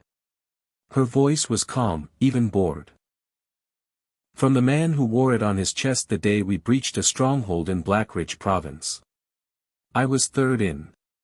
Strick froze mid-smirk. Moreland blinked. Forks paused halfway to mouths. Without waiting for a reply, Jenna crossed the hall to the door marked Operations. She knocked once. A gravelly voice called, "Enter." Inside sat Colonel Halvorsen, a man who'd seen too many battles to bother with pleasantries. Jenna placed a worn, creased document on his desk. His eyes scanned the top line. "Operation Revenant, redacted," and then locked on hers. "You're Ember 3, he said quietly. She didn't answer. She didn't have to. Colonel Halvorsen didn't move for a long time. His thumb traced the embossed seal at the bottom of the worn document, the kind of clearance stamp you couldn't fake, not without pulling a dozen ghosts out of the shadows to vouch for it. He stood. Slowly. When his chair scraped against the concrete, the sound carried out into the hallway. Then, without hesitation, he straightened to full attention and delivered a crisp, deliberate salute to the woman standing in front of him. "Welcome back, Ember 3, he said, loud enough for the doorway to catch every syllable. A pair of passing corporals froze mid-step. Two admin clerks lingered in the corridor, exchanging stunned glances. No one had ever seen Halvorsen salute a private first. Jenna returned the gesture, sharp and measured, before turning on her heel. When she stepped back into the mess hall, the temperature had changed. Moreland and Strick, who'd been so quick with their jabs an hour earlier, stood rigid beside the coffee urn, their voices gone. Someone had pulled down the photocopied tattoo. Conversations died in her wake. By the time she reached the door, whispers had begun to ripple through the room. Not the mocking kind, this was different. "Ember 3, someone murmured. And just like that, Fort Westlake wasn't laughing anymore. It was 0420 hours when the first blast rolled across Fort Westlake like a giant's fist on steel. The second hit before the echoes of the first had died, and by the third, every soldier on base was scrambling for gear. In the comms room, chaos. On the northern side, voices shouted over each other, possible breach. No visual. Radar's blind. Then, without warning, the blackout swept across the eastern grid. Only one post still had power, Checkpoint Echo. And standing there, rifle in hand, was Jenna Cross. She didn't panic. Didn't call out. She slipped her earpiece free, the static useless to her, and scanned the horizon. Then she saw them, four black shapes dropping silently from a low-hovering helicopter, moving with inhuman precision. No patches. No insignia. No mercy. The first cut through the fence like it wasn't even there. Jenna fired once. Center mass. He folded without a sound. 3 left. They hesitated, just long enough for her to slide behind the barricade. A flashbang clattered at her boots. She closed her eyes, counted, rose, and put down 2 more before the ringing stopped. The last made a run for the tower. She was already there, silent as his shadow. On your knees. He turned, weapon rising, too slow. 1 muffled shot ended it. By the time backup arrived, Jenna was the only thing standing between Fort Westlake and the darkness beyond the fence. 5 bodies lay at her feet, none of them hers. Colonel Halvorsen stopped dead when he saw the scene. "You didn't wait," he said. "No time," she replied. And just like that, the legend of Ember 3 was no longer whispered, it was carved in steel. Life often tests us in moments we least expect, and true strength is revealed in how we respond. Jenna's story reminds us that quiet resilience, discipline, and readiness can outweigh appearances or titles. You don't need recognition to prove your worth, your actions will speak when it matters most. Preparation, courage, and integrity are the foundations that keep us standing when others falter. Never underestimate the power of staying calm under pressure, because the right moment to act can change everything. If this message resonates with you, please like this video, subscribe to the channel, and ring the bell so you never miss an inspiring story. Do you know who I am? The voice was sharp, dismissive, as Lena Carter approached the VIP table where Mason West, a billionaire investor, sat with his colleague.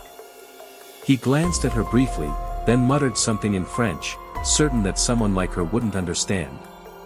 His eyes flicked to her worn apron, and with a flick of his wrist, he tossed the menu at her, his lips curling into a sneer. "Let's see if you can remember the orders," he said, not even trying to mask his disdain. But Lena didn't flinch. She had heard it all before, the subtle mockery, the quiet judgments, but tonight, something was different. As she leaned in to take their orders, she made sure her voice was soft yet clear, her gaze unwavering. She didn't speak French. But what she did know, she knew well. When Lena returned moments later with the appetizer, she placed it on the table with precision and said, "This is exactly the dish you praised in Paris last year." The atmosphere shifted. The smile on Mason's face faltered, his eyes narrowing in disbelief. The room, once filled with the noise of clinking glasses and idle chatter, suddenly fell silent. Lena's calm response had shattered the illusion of her being just another waitress. She wasn't who they thought she was. Lena Carter moved through the elegant restaurant with quiet grace, her worn uniform a stark contrast to the glittering clientele seated at the white linen tables.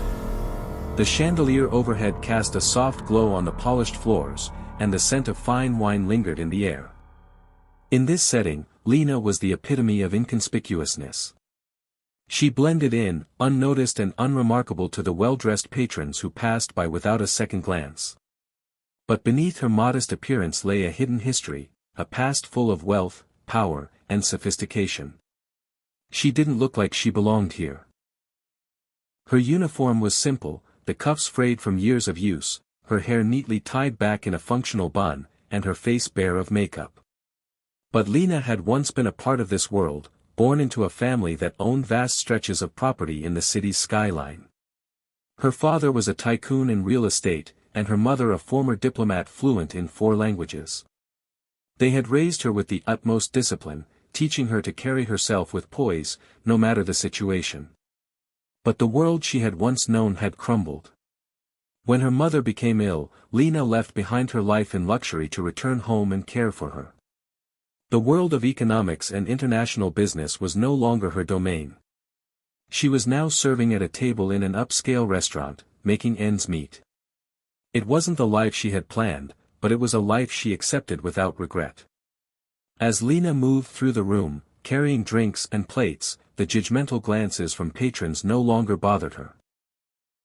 She had learned long ago that true identity couldn't be measured by the clothes one wore. Her strength lay in her quiet resilience, her ability to walk through a room with her head held high. Lena's calm demeanor never wavered, even as she navigated the room, her eyes catching fleeting looks of judgment from the diners. She was used to it. She was used to people assuming she was just another waitress, someone whose life didn't matter, someone whose story wasn't worth telling. But today, the energy in the restaurant felt different, charged, almost electric, as if something was simmering beneath the surface, waiting to boil over. At one table, a man in a pinstriped suit with a tie that screamed wealth and power raised his voice just loud enough for Lena to hear. "Hey, sweetheart, you forgot my lemon twist in my drink," he said, his tone dripping with condescension. "What do they teach you in waitress school? Do you even know what a lemon twist is?" The laughter around the table was immediate and raucous, their enjoyment at her expense palpable in the air. But Lena didn't flinch. She paused for a moment, her fingers still on the glass she had been clearing, and took a deep breath. She knew the game. She had played it her whole life, quietly enduring mockery, absorbing the slights, and continuing on as though they hadn't even touched her. Lena turned slowly, facing the man with a calm smile. "My apologies, sir," she said softly, her voice even and polite, but with an undercurrent of sharpness that he didn't hear. She made her way to the bar, grabbed a fresh lemon twist, and walked back to his table. Placing it in front of him, she said nothing more, merely nodding before turning to leave. The laughter died down, and the man blinked, momentarily taken aback. It wasn't the reaction he had expected. He muttered something under his breath, but Lena didn't pay it any mind. As she walked away, the atmosphere shifted.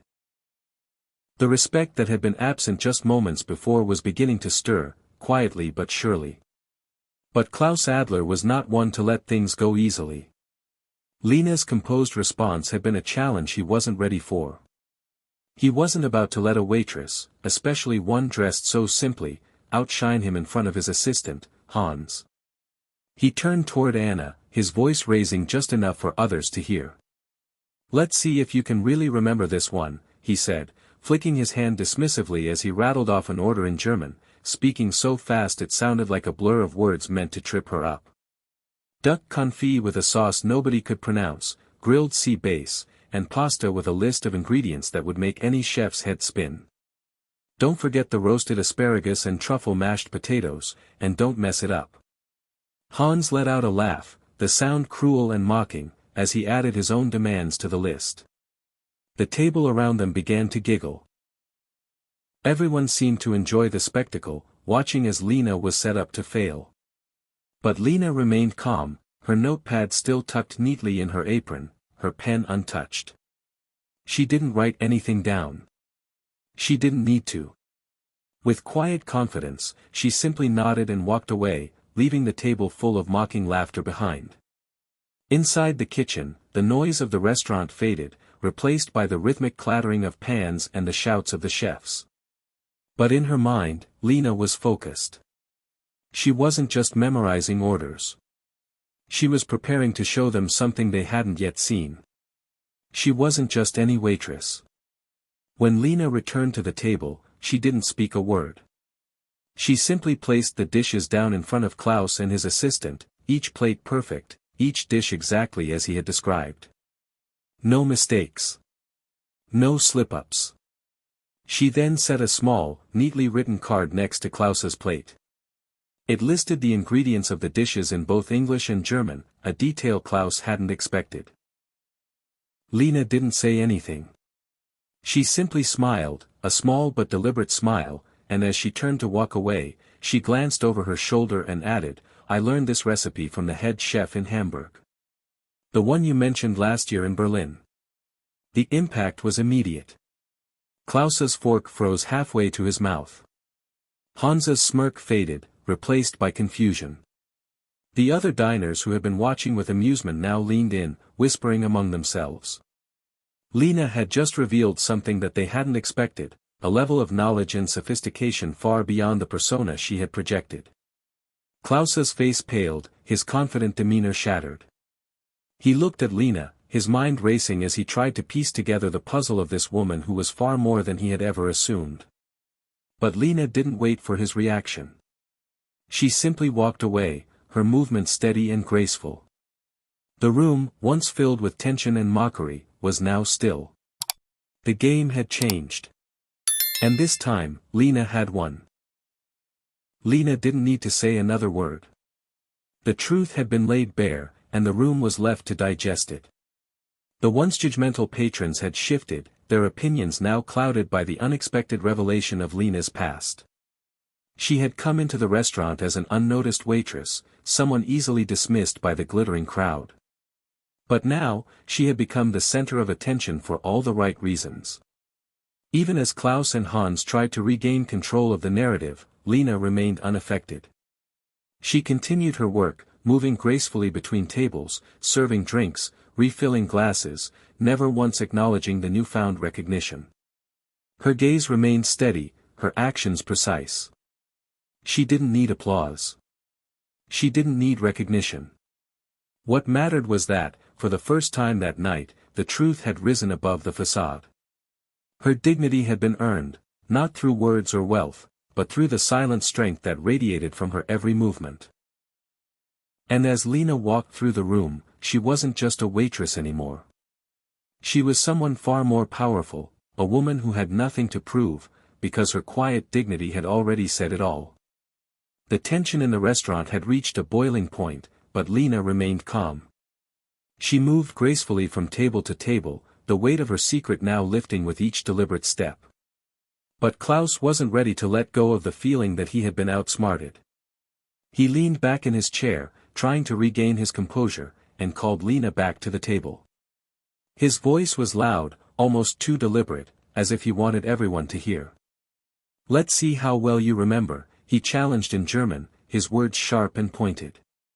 He listed off more dishes, complex, esoteric, designed to trip her up. But Lena, undeterred, stood there with nothing more than a soft smile. Her voice remained steady, unwavering, as she repeated the dishes back to him without even a glance at her notepad. "Yes, sir," she said quietly, yet her confidence was undeniable. This wasn't a mistake. Lena wasn't just reciting orders. She was proving a point. Her knowledge wasn't limited to the world of waitressing. It reached deeper, and now, Klaus was beginning to see that. This wasn't just a test of memory, it was a test of her intelligence and grace under pressure, and she had passed it with flying colors. As Lena walked back to the kitchen, the murmurs around the room grew louder, and the glances exchanged between diners grew more knowing. Klaus had failed to defeat her, he had, in fact, revealed more about himself than he intended. It didn't take long for the fallout from Lena's subtle but stunning revelation to spread. By the time she had returned with the dishes, the whispers had already started. People were beginning to understand that the woman they had dismissed as just another waitress was someone entirely different. Someone they had misjudged. Klaus, sitting in stunned silence, finally regained some composure. He tried to brush off the situation, but the damage was done. Lena had shown him and everyone around her that there was much more to her than anyone had realized. She hadn't had to fight him or even answer him directly. She had merely allowed her actions to speak louder than his words. As the night continued, Lena went about her duties, pouring wine, clearing plates, moving through the room like the confident woman she had always been. She didn't seek recognition, but it was now evident that she had earned the respect of those who had once mocked her. The power had shifted, what had started as a moment of humiliation for Lena had become her quiet victory. The evening ended not with applause or grand gestures, but with an undeniable truth. Sometimes, true strength isn't about making noise, it's about letting your actions and your dignity speak for themselves. And Lena? She simply carried on, walking through the world with quiet grace, knowing she didn't need to prove a thing. In life, true strength often lies in quiet resilience, not in loud gestures or seeking recognition. The most powerful individuals are those who carry themselves with dignity, letting their actions speak louder than words. It's a reminder that appearances can be deceiving, and the most profound impact can come from remaining true to yourself, regardless of how others perceive you. If this story resonated with you, please like, subscribe, and ring the bell to support the channel.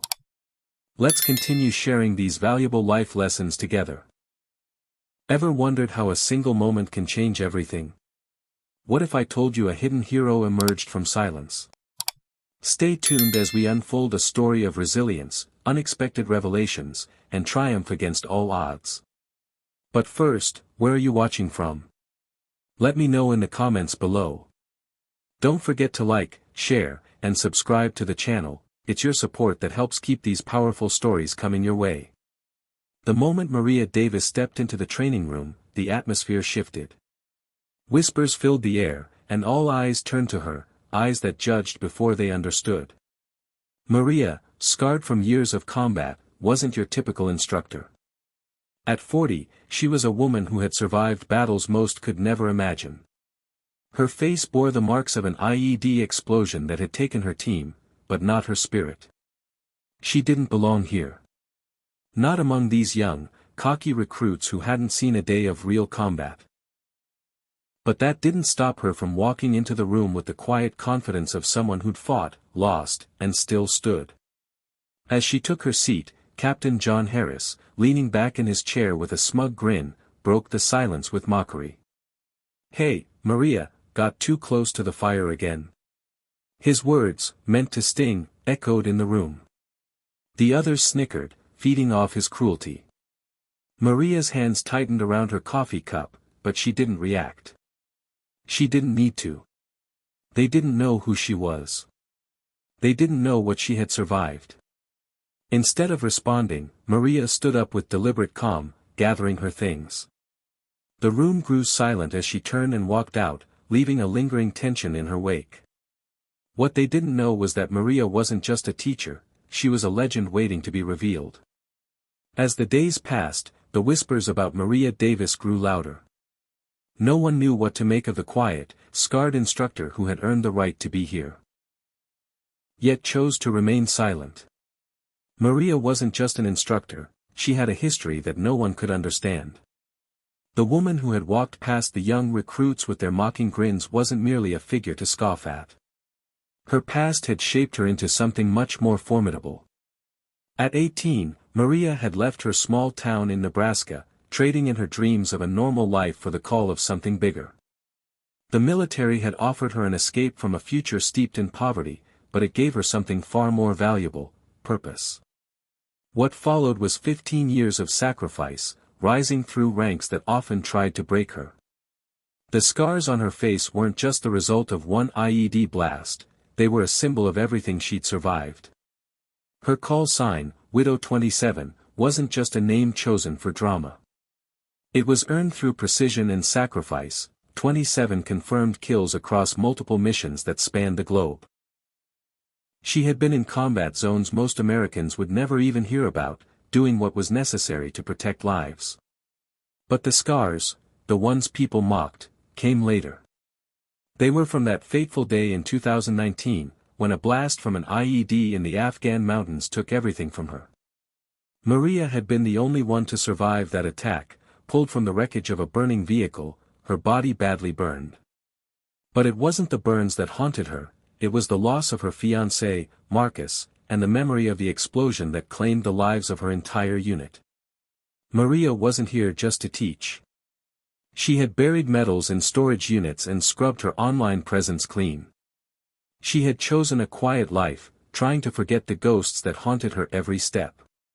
But those ghosts were still alive, and the moment she stepped into that break room, they came rushing back.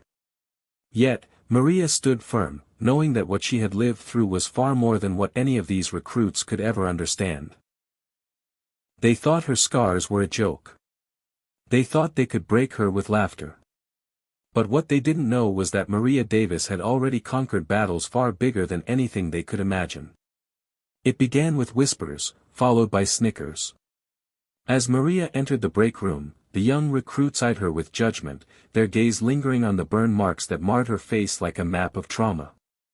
Captain Derek Holt, the most vocal of the bunch, leaned back in his chair, a smirk tugging at his lips as he looked her way. "Fire drill again, Maria," he mocked, his voice dripping with sarcasm. The others burst into laughter, but Maria didn't flinch.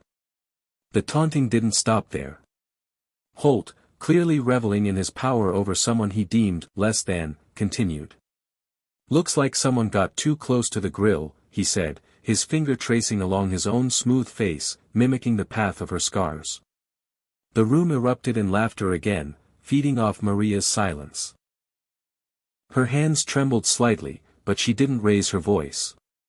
Her body remained still, but the tension in her jaw spoke volumes. Then, without warning, she stood up, her gaze fixed on her plate. She didn't say a word. The room fell silent. Maria didn't need to speak. With quiet dignity, she walked out of the room, leaving behind only the stares of the recruits. It wasn't her silence that made them uneasy, it was the confidence in her movements, the poise in the way she carried herself. What they had mocked as weakness, Maria had turned into strength.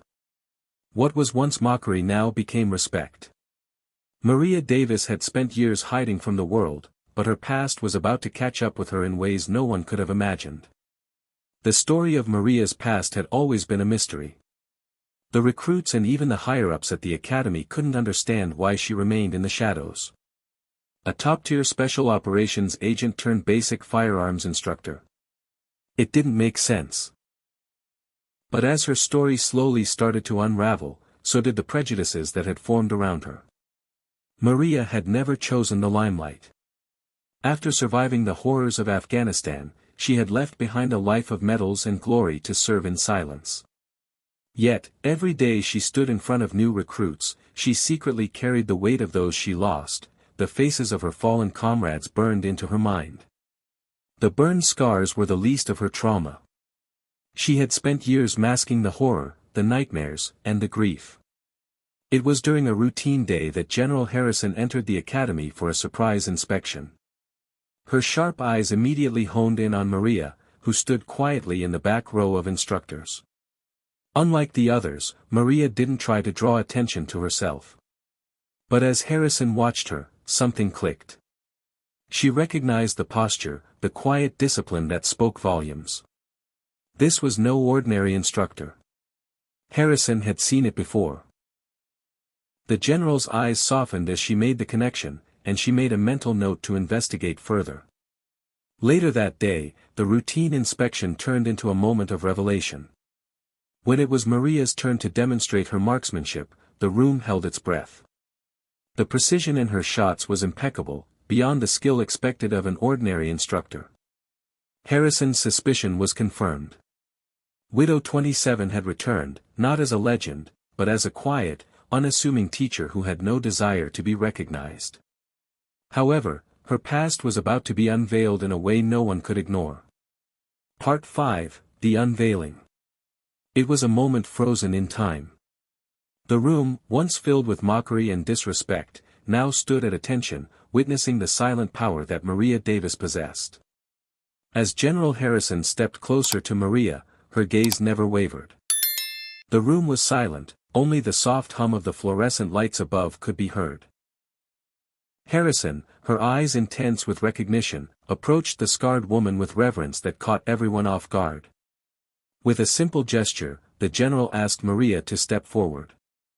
No one spoke. No one moved. It wasn't just the general's presence that silenced the room, it was Maria's quiet strength.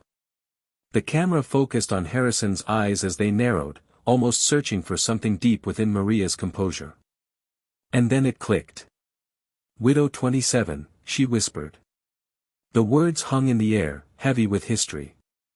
Every instructor in the room was taken aback, and for a brief moment, Maria's carefully concealed identity as a former elite operative began to unravel. General Harrison had been looking for Maria for years. The Pentagon had long considered her to be killed in action, after the tragic IED attack in Kandahar, but Harrison knew there was something off about that report. She had heard stories. Rumors of the most lethal female operator in Special Forces history, and now, here she was, standing in front of her, a shadow of her former self. What the hell are you doing here, Mitchell? Harrison's voice was a mixture of admiration and disbelief. I've been trying to award you the Medal of Honor posthumously for 2 years. You saved hundreds of lives, including those children in Afghanistan. You went back into the fire when your whole unit was gone. Do you even know what you've done for this country? Maria's heart clenched at the words she never wanted to hear. She had been trying to bury her past, to fade into a quiet life where the scars of war wouldn't define her. But now, the weight of her past, of her sacrifices, was being exposed for everyone to see. Instead of basking in the attention or demanding recognition, Maria remained silent. She looked at Harrison, her expression one of quiet resolution. I'm just an instructor now, General. I don't need accolades or medals. I'm here to teach. That's all I want. But Harrison wasn't done. You've earned every bit of recognition. You owe it to yourself and those you lost to stand tall. And just like that, Maria's world began to shift once again. Between the silent admiration of the recruits and the respect of her superiors, she found herself faced with a decision that would change everything. One word, one action, could change everything. Maria had been hiding in plain sight for far too long, but now, the moment of truth was at hand. The room was still. General Harrison's commanding presence loomed over the assembled instructors, and all eyes were on Maria. The tension was palpable as Harrison addressed the group. I want you to show them what real marksmanship looks like, Mitchell. A simple request. But to Maria, it was a challenge to prove that her quiet strength was more than just a facade. She stood tall, walking toward the range, the weight of the moment not lost on her. The group's skepticism hung in the air like a cloud.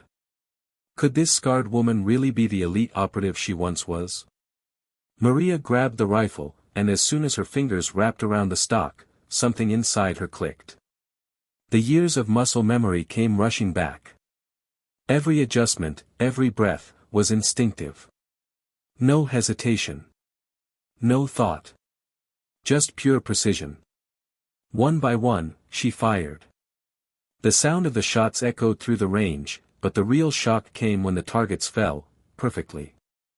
Each shot, a clean hit, dead center. The tension in the room dissolved, replaced by astonished silence. As Maria moved to further distances, 300 yards, 400, 500, each shot hit its mark with an almost eerie precision. This wasn't just basic marksmanship, this was combat-level accuracy, honed by years of life-and-death situations. The young instructors, who once mocked her scars, now stood frozen, their faces pale.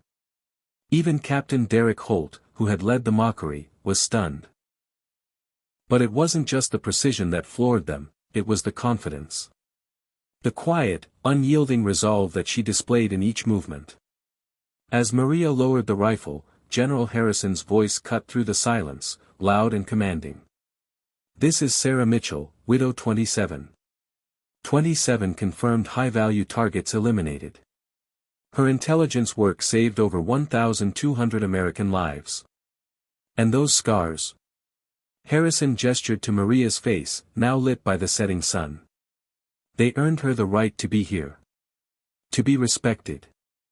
The respect in the room was instant. The reputation of Maria, once a silent shadow, had been forever cemented. But she didn't need their admiration. What mattered most was the quiet satisfaction of knowing that her sacrifices had not been in vain. Maria had been hiding in plain sight. But now, the truth about her past was revealed, and the room was silent with awe. As General Harrison stood beside Maria, she noticed a shift in the room. The instructors who had once mocked her now stood still, eyes wide, as Harrison spoke of her past, of the lives saved and the sacrifices made.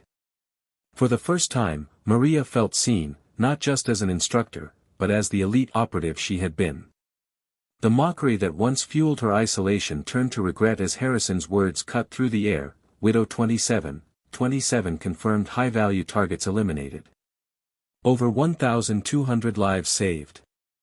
The other instructors, once dismissive, now saw Maria for who she truly was. But Maria stayed silent, her heart heavy with memories of her fallen team. Instead of basking in the moment, Maria kept her focus on the task at hand. She wasn't here for recognition, she was here to teach. And teach, she did. With grace and precision, she guided the recruits, sharing wisdom without fanfare. Her calm demeanor spoke volumes more than words ever could. General Harrison extended an offer to Maria, to lead advanced training, to take on a role of greater influence. But Maria declined. "I'm here for the basics," she said quietly. And so, she returned to the range, her influence growing not through fame, but through the quiet strength of her teaching. The respect she had earned spoke louder than any title. Maria's true power wasn't in the medals she never wore, but in the quiet, steadfast guidance she gave to every recruit she taught. Maria continued teaching with the same dedication she had always shown. As the months passed, her influence spread. The academy transformed from a place of mockery to one of respect. In the classrooms, the students who had once dismissed her now turned to her for guidance. Her methods became legendary, not for the flashy stories, but for the real, hard-earned knowledge that she imparted.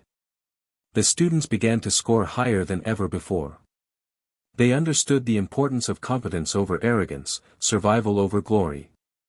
And as they learned, Maria saw the faces of her fallen comrades in their eyes. Each student carrying forward the lessons she had learned through loss and sacrifice. One recruit, Anna, came to Maria with a simple question: "What's the most important thing to remember in combat?" Maria's response was simple: "Strength is in being ready, not being seen." Anna nodded, understanding more than just the words. It was a lesson that would carry her through her first deployment. And as Maria watched her walk away, she knew that she had prepared one more warrior to come home safe. Maria had lived through the worst of times, but now, it was her quiet strength that would change the academy forever. The academy's transformation wasn't immediate, but it was unmistakable. As weeks passed, Maria's way of teaching became the gold standard. The atmosphere shifted, instructors who had once mocked her now watched her with quiet respect. It wasn't about her past, it was about her presence, her commitment to the future of these recruits. One afternoon, General Harrison visited to see the progress firsthand. As Maria led a demonstration, her calm, steady hands guiding a young recruit, Harrison noticed something new: a group of veterans in the back, watching in awe. They had seen it before, in combat zones across the world, but they hadn't seen it here, in the heart of an academy that had once been driven by ego. The change was palpable, and it didn't take long for even the toughest of instructors to take notice. The mockery was gone, replaced by silent admiration. Students no longer whispered behind Maria's back. They leaned in, listening to every word. The veteran's wisdom didn't need applause, it was shown in the way her students carried themselves. The moment wasn't dramatic. It wasn't flashy. It was simply the recognition that Maria's lessons were more than about shooting. They were about surviving. Maria had become the heart of the academy, not because she sought it, but because her strength had spoken louder than any words could. She had transformed not only the recruits but the academy itself. Maria had found her purpose again, not in the headlines or medals, but in shaping the future of soldiers who would carry her legacy. It had been a year since the incident with General Harrison, and Maria's impact was undeniable. The academy had become a place of respect and real training. Students who had once been selfish or boastful now focused on unity and survival. They understood, thanks to Maria, that true strength wasn't in being loud, but in being prepared. In a small moment of reflection, Maria sat in her modest apartment, staring at the picture of her fallen team. The photograph of Alpha Team, smiling in defiance of their final mission. 6 faces, now frozen in time. She had survived, but the memory of them, Marcus, Rodriguez, Kowalski, and the others, was the fire that kept her going. Maria's influence spread far beyond the academy's walls. Recruit after recruit returned from deployments with stories of how her teachings had saved their lives. She had become a mentor, not because of her scars, but because of her quiet, unwavering dedication to their success. And when she returned to the range, every student saw something different. A woman who had been through hell, but who had never let it define her. Her students were ready, not just for the next fight, but for life. Maria had found her peace, not in recognition, but in the steady, quiet work of teaching the next generation how to survive and come home. The academy had been forever changed, but Maria's influence stretched far beyond the classroom. As the months passed, Maria's teachings began to shape more than just her students. Other instructors took note of the calm, effective leadership she exhibited. Soon, they began to adopt her methods. No more boastful stories of combat, no more belittling the inexperienced recruits. It was all about preparation, discipline, and respect. In the staff meetings, the conversation shifted. No longer were tactics discussed in the context of one-upmanship, but in terms of teamwork and survival. The mockery that had once permeated the air now felt out of place. The change was small, but it was steady, like a river carving out a canyon. The hardest warriors began to soften, recognizing that Maria's quiet strength was something worth emulating.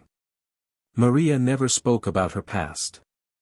She never flaunted her past operations, nor did she seek accolades. Yet, the respect she had earned spoke volumes. She wasn't a hero to be celebrated in the media, but a guide for the future of soldiers. And her impact was evident in the academy's transformation. It wasn't loud. It wasn't dramatic. But the academy was now producing soldiers who understood that strength came not from the gun in their hands, but from the heart and mind that guided them. Maria's purpose, once clouded by loss, was now clear, to prepare soldiers who could face the world and survive, just as she had. The quietest moments often leave the loudest echoes. Maria's legacy had only just begun. As Sarah stepped away from the military world, she realized that she had built something more important than she ever expected. Her students, many of whom once doubted her, had now adopted her principles. They were taking what she had taught them and passing it on, creating a chain reaction that reached every corner of the academy. But Sarah wasn't looking for recognition, she was looking for the future of soldiers who could handle what was coming. One rainy morning, a former student walked up to Sarah, holding a small note in his hand. He had been on a deployment where things had gone south quickly, but Sarah's lessons had stayed with him. It was through those lessons, about leverage, position, and having the right mindset, that he and his team had survived. He had one simple message: thank you. Sarah knew that these small victories, these quiet acknowledgments, were her true reward. They were her medal of honor. The letters, the emails, the thank yous. They weren't the reason she did it, but they were the proof that she had made a difference. As Sarah looked at the note, she felt the weight of it settle in her chest. She didn't need public recognition. Her legacy was written in the lives saved, in the warriors she had shaped, and in the stories shared quietly among those who knew what it meant to survive. Her work was done, but her impact would live on in the next generation, continuing her fight without a spotlight. Behind the closed doors of the academy, the real battles were fought, not with weapons, but with patience and understanding.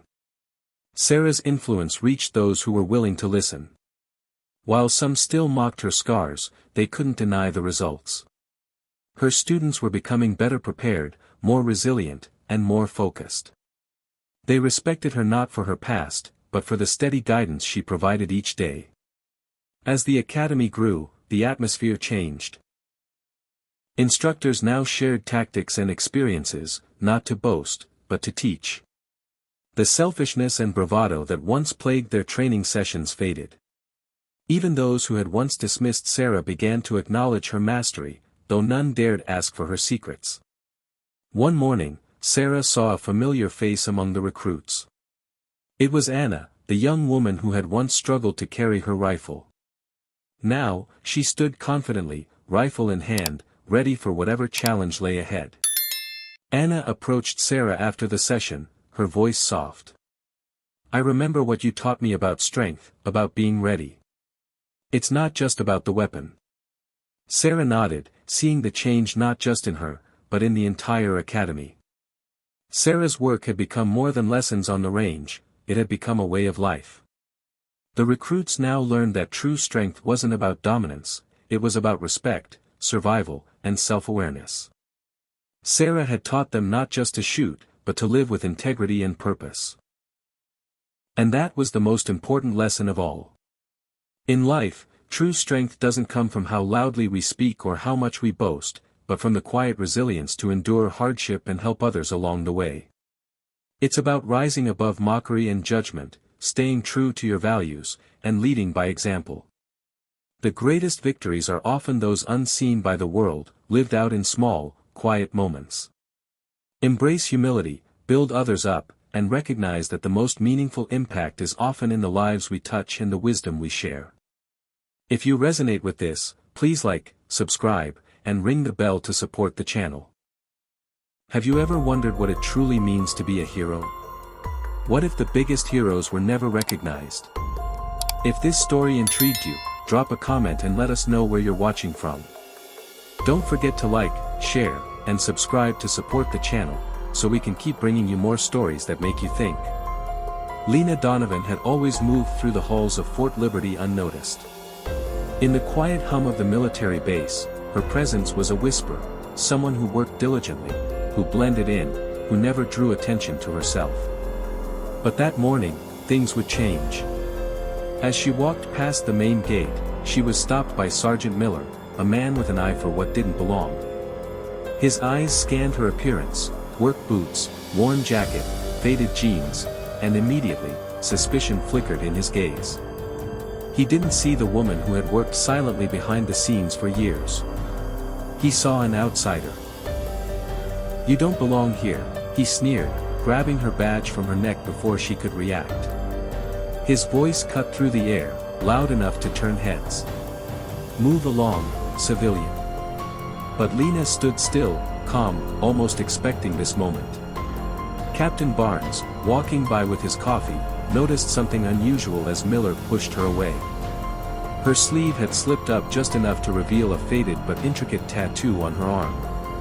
The insignia caught Barnes' attention, an emblem from the highest military ranks, something only a select few could recognize. In that instant, everything shifted. Lena Donovan was no longer just a contractor. Her past, a hidden story of sacrifice, was about to come to light. Sergeant Miller's eyes narrowed as he scanned Lena Donovan from head to toe. The worn jacket and faded jeans she wore didn't match the uniformed personnel who normally walked through the gates of Fort Liberty. In his mind, that was all the justification he needed.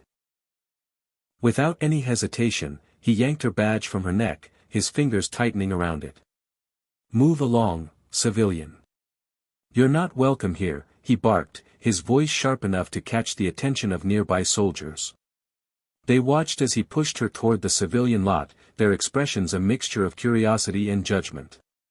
Lena didn't flinch. She remained calm, letting the humiliation wash over her without a word. There was no fight in her. It was the same as always, being pushed aside by those who didn't understand. But today, something was different. As Sergeant Miller's grip tightened, the edge of her long sleeve shifted, revealing part of the tattoo on her arm. The insignia was subtle, hidden beneath layers of clothing, but Captain Barnes, who happened to be walking by, caught sight of it. He froze. It was the emblem of an elite military unit, one that not everyone had the privilege to know. Barnes' eyes widened in recognition. He had seen it before. This wasn't just any civilian contractor. His mind raced, trying to process the meaning of what he was witnessing. The air around him seemed to shift, his hand instinctively clutching the coffee cup that suddenly felt too heavy. What had started as a routine, albeit harsh, moment was now spiraling into something far more complicated. Lena Donovan wasn't who they thought she was. And the realization was beginning to sink in, like a ripple in a pond that could no longer be ignored. Captain Barnes couldn't take his eyes off the tattoo.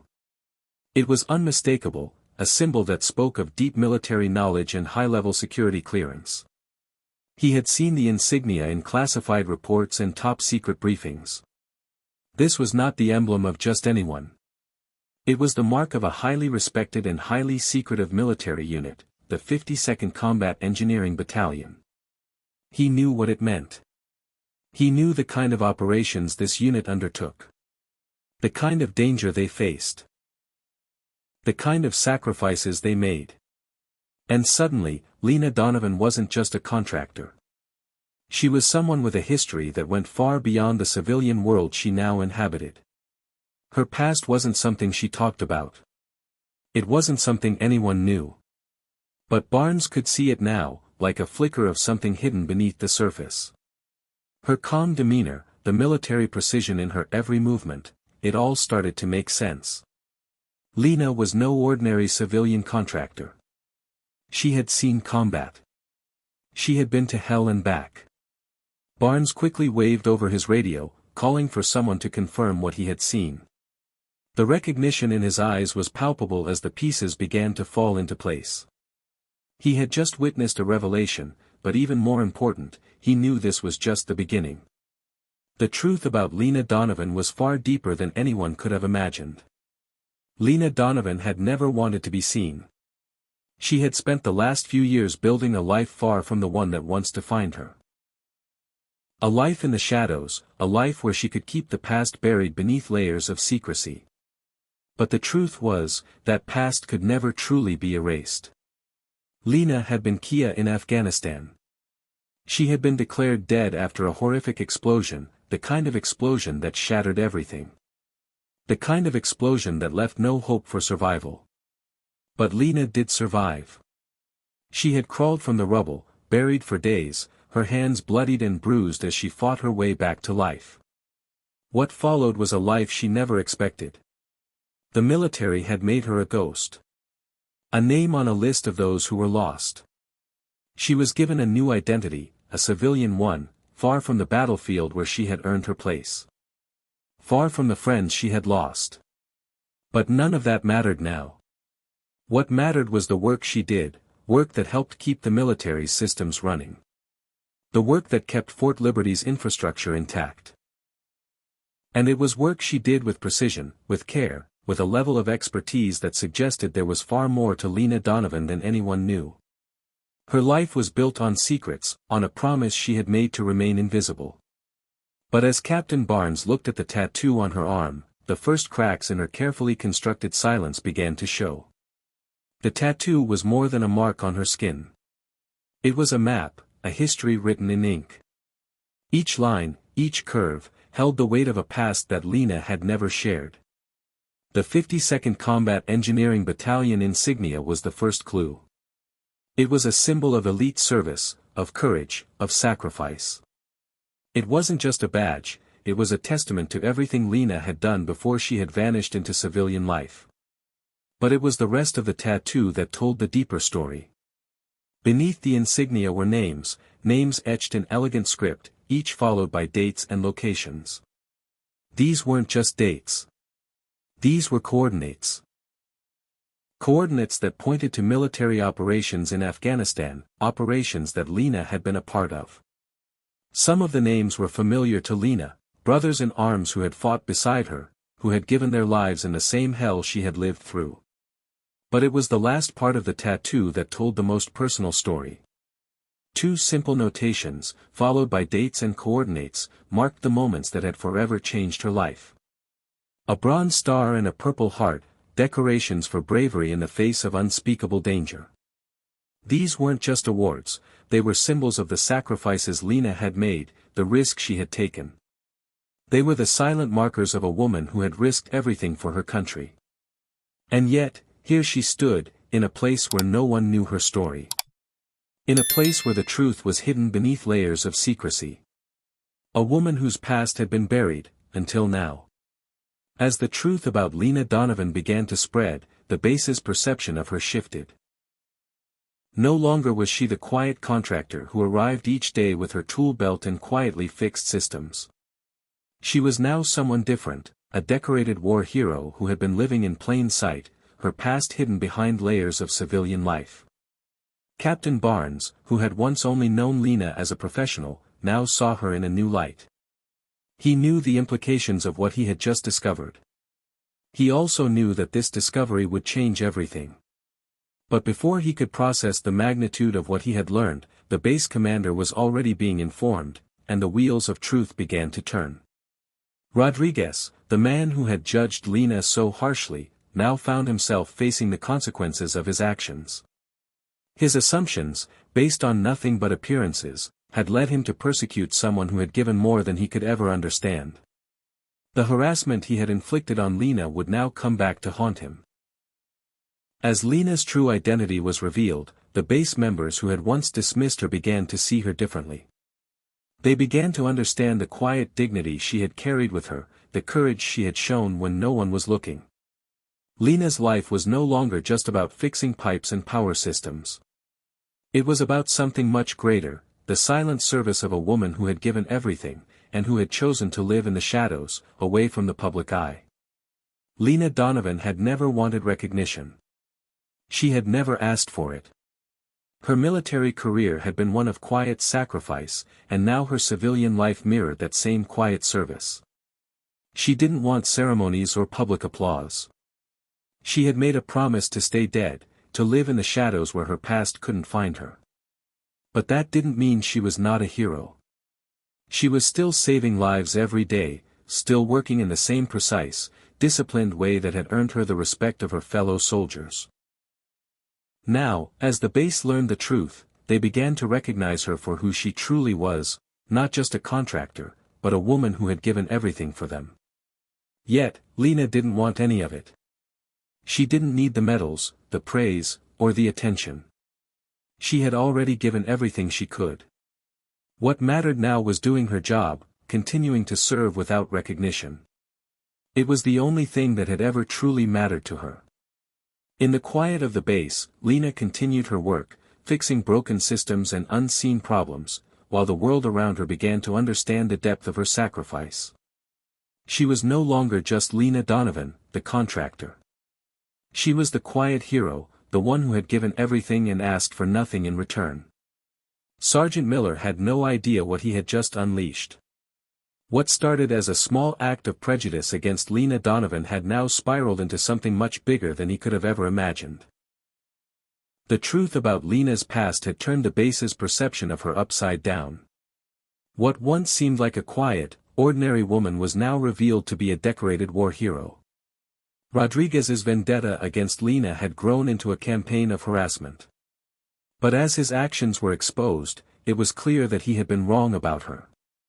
His pride, his need to assert authority, had blinded him to the truth. And now, the consequences of his prejudice were coming for him. The base commander had already intervened. The report from Captain Barnes was enough to change everything. Rodriguez's bullying had been revealed for what it was, nothing more than a petty abuse of power. And now, he would face disciplinary action for his actions. Lena, on the other hand, remained calm. She didn't need to say a word. The truth had come to light, and with it, the recognition she had never asked for. But the question remained, what would happen to Rodriguez? The man who had tried to destroy her reputation would now face the consequences of his actions. As Rodriguez's fate hung in the balance, Lena simply continued her work, doing what she had always done. Quietly, without fanfare, without recognition, she served. Lena Donovan had always been a quiet force. She didn't crave attention. She didn't need it. Her work spoke for itself, and that was enough for her. But as the truth about her past became known, the people around her began to treat her differently. They began to understand the depth of her sacrifice, the cost of her silence. While Rodriguez's downfall was inevitable, Lena's rise had been quiet, subtle. She continued her work, but now there was respect in the way others treated her. The maintenance crews, once indifferent, now offered assistance. The officers nodded in acknowledgement. And though Lena never asked for any of it, she could feel the shift in the way she was perceived. She wasn't just a contractor anymore. She was something more. And the ripple effect of her quiet heroism was spreading through the base, changing the culture one small act at a time. Lena remained unchanged. She continued her work in silence, but now the respect she had earned was apparent in every interaction. The base had learned the hard way that heroism wasn't always visible. Sometimes it was quiet, unseen, but no less significant. Lena Donovan had lived most of her life in the shadows. She had given everything for her country, and in return, she had been asked to remain hidden. But in the quiet moments, when no one was watching, Lena made sure her legacy lived on. Through anonymous donations, Lena helped the families of fallen soldiers. She provided for those who had lost everything, ensuring that their lives could continue in some small way. She did it all without recognition, without any expectation of thanks. Her legacy wasn't about medals or public recognition. It was about the quiet, unseen acts of service that made a real difference. And though her name would never appear in a history book, those who knew the truth would remember her. Lena Donovan had become more than just a contractor. She had become a symbol of quiet heroism, a reminder that sometimes, the greatest acts of courage are the ones that go unnoticed. As the months passed, Lena Donovan's presence at Fort Liberty became a subtle but powerful force.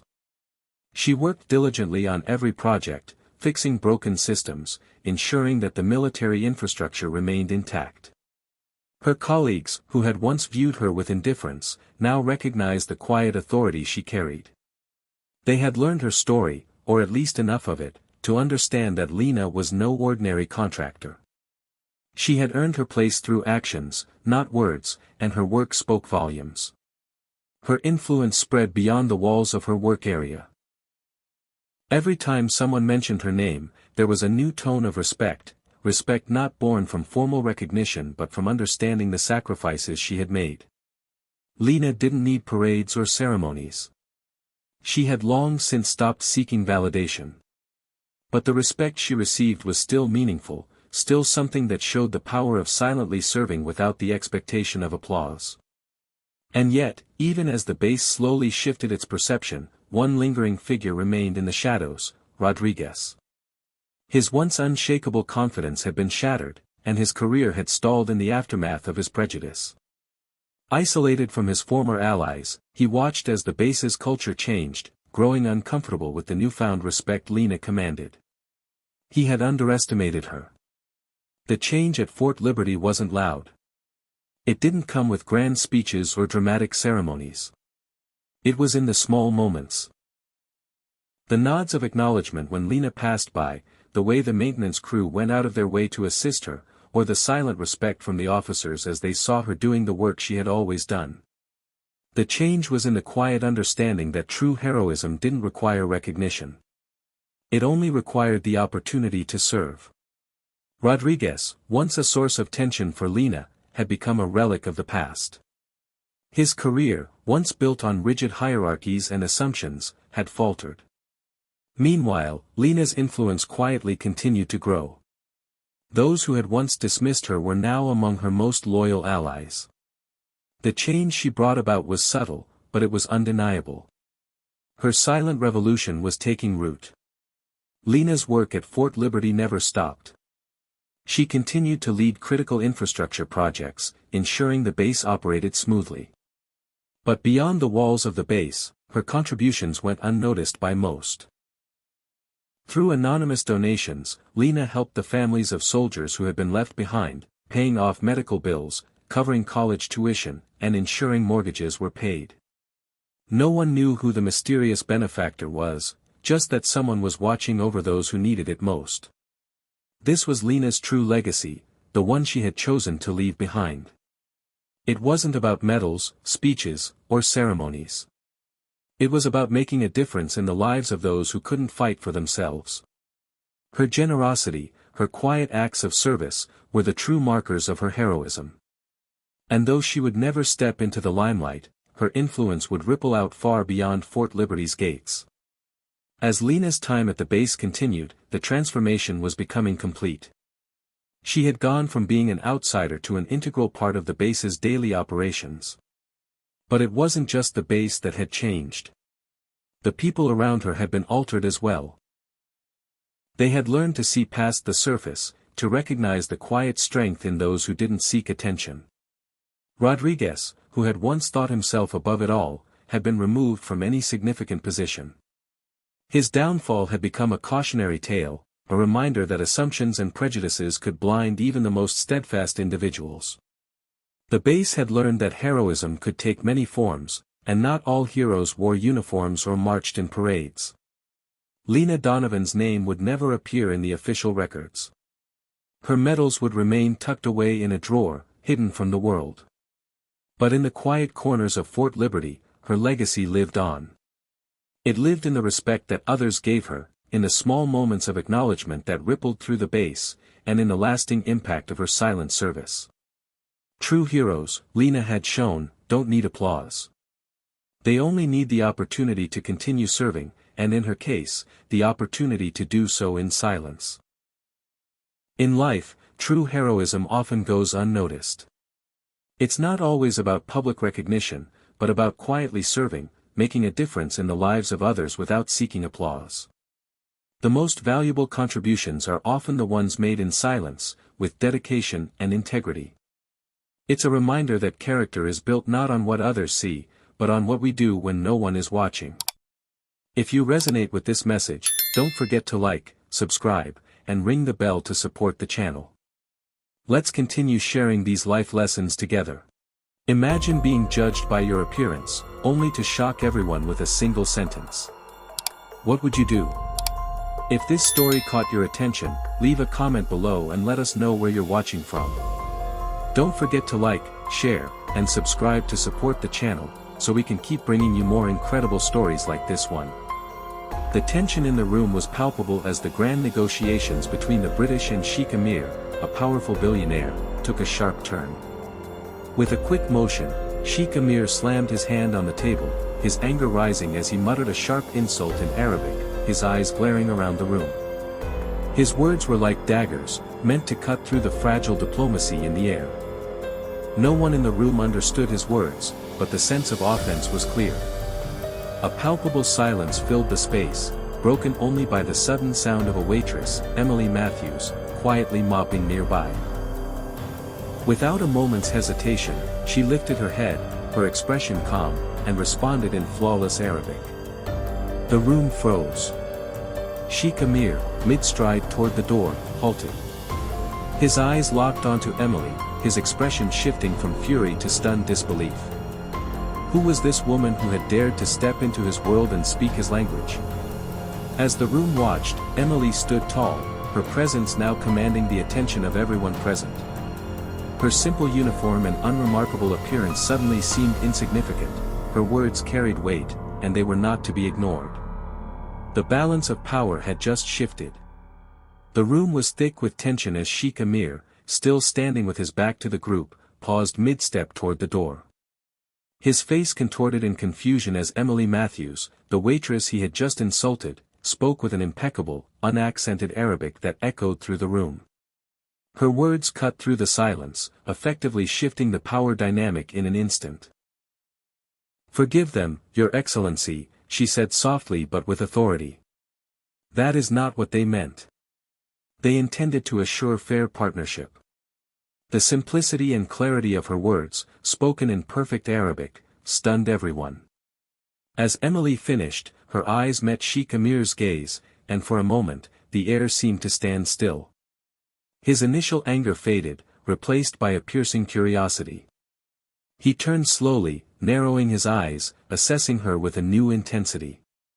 "You speak my language?" he asked, his voice low, as though testing her sincerity. Emily nodded, the quiet confidence in her stance unshaken. "I lived in Oman for 8 years," she replied. The room fell into silence once again. The arrogance that had once filled the air now felt out of place. Simon, the smug British negotiator, stood frozen, his mouth slightly agape, his hand midair as he fumbled to grasp the significance of the moment. Emily wasn't just a waitress. She was someone who carried knowledge, experience, and a deep understanding of this world of power and influence, all hidden beneath a simple uniform. The unexpected had happened. Emily had not only diffused the situation, but she had also revealed the depths of her own story. And it was only just beginning. The tension in the room had changed. It wasn't just about the negotiations anymore, it had become a subtle power play, a shift that no one had anticipated. Sheikh Amir stood motionless, his gaze still locked on Emily Matthews. The rest of the room, still reeling from her flawless response, couldn't look away either. Then, Claire, a member of the British team, couldn't resist the temptation to belittle Emily. She leaned in, her voice sharp and laced with mockery. "Who let the cleaning lady in here?" she whispered loudly, her laughter ringing out. The room, sensing a potential rift, murmured with quiet amusement. But Emily's expression didn't change. She was not bothered. Instead, she turned toward Claire, her eyes unwavering. She spoke softly, yet clearly, in Arabic, "Intent matters." Claire's laughter faltered, her smile turning into a tight, uneasy line. She couldn't tell if she had been directly addressed or not, but the words hit their mark. The mood in the room shifted again. The smugness of Claire and her colleague, Jonathan, the man with the flashy watch, now seemed like a faint echo. Emily was no longer just a maid, she was an equal, if not more. The British team watched, their discomfort palpable. Emily wasn't fighting back with words or anger, but with quiet dignity. She was showing them that appearances were deceiving, and in that moment, it was clear, she belonged here just as much as they did. As the laughter died down, Paul, the hotel manager, stepped into the spotlight. His movements were quick and sharp, his face flushed with anger. He made a beeline for Emily, grabbing her arm in a forceful grip. "What are you doing?" he hissed, his voice sharp and loud enough to cut through the stillness of the room. "You have no right to interfere in this negotiation. This is not your place." The room shifted uncomfortably. The British team exchanged glances, unsure of how to react. Some of them looked down, pretending not to notice the confrontation, while others nervously checked their phones. Sheikh Amir, his arms crossed, simply watched the unfolding scene with a silent intensity. Emily didn't pull away. She didn't argue. She remained calm, her face expressionless, a picture of composure. She didn't need to speak, her presence alone held weight. She simply nodded at Paul, acknowledging his words without a hint of fear or confrontation. Without another word, she turned and began walking towards the door, her steps slow and deliberate. The room seemed to hold its breath, unsure of what would happen next. As she reached the doorway, Zaid's assistant, a young man with a neatly trimmed beard and nervous eyes, stepped forward. "Leaving already?" he mocked, his voice laced with derision. "The room's not clean yet." Emily paused for a moment, her fingers resting lightly on the doorframe. She turned slightly to face him and spoke in Arabic, her voice measured but sharp. "Even cleanliness starts with respect." The assistant's smirk vanished, his expression falling as his confidence cracked. The room fell silent, and Emily, with her usual composed demeanor, turned and exited the room, leaving everyone in stunned silence. The tension remained, but it wasn't just in the air, it was in the shift of power that had just occurred. As Emily walked down the hall, her steps calm and unhurried, the atmosphere in the room behind her changed. The British team was clearly off balance now. They hadn't expected a woman in a maid's uniform to stand up to them, let alone speak with such command and fluency in Arabic. It was as if Emily had become the fulcrum, shifting the entire power dynamic with a few simple words. Back in the negotiation room, Sheikh Amir leaned back in his chair, his arms crossed, and his eyes never leaving the door where Emily had just walked out. The other assistants, still unsure of what had just transpired, exchanged awkward glances. They had underestimated her, and now, they couldn't shake the nagging sense that they had missed something crucial. After a long pause, Zaid cleared his throat, and his voice, when he spoke again, was softer but no less firm. "Let her sit," he said, his words hanging in the air. Nobody moved for a moment. Paul, the hotel manager, still looking unsettled, stepped forward to protest, but one of Zaid's assistants quickly pulled out a chair, and the room went silent. The tension was thick now. The moment had shifted completely, and Emily, without having to utter another word, had commanded respect from the most powerful man in the room. She entered, still in her maid's uniform, but she no longer felt out of place. She had stepped into the room of powerful figures, and now, they were watching her, waiting for her to translate, not just words, but the future of the negotiation itself. Days after the tense moment in the Crystal Alna Hotel, Madison Carter found herself receiving an invitation to join the language advisory panel at the Abu Dhabi Energy Summit. A former maid turned key player in a billion-dollar negotiation, she was now officially part of something far bigger than anyone had expected.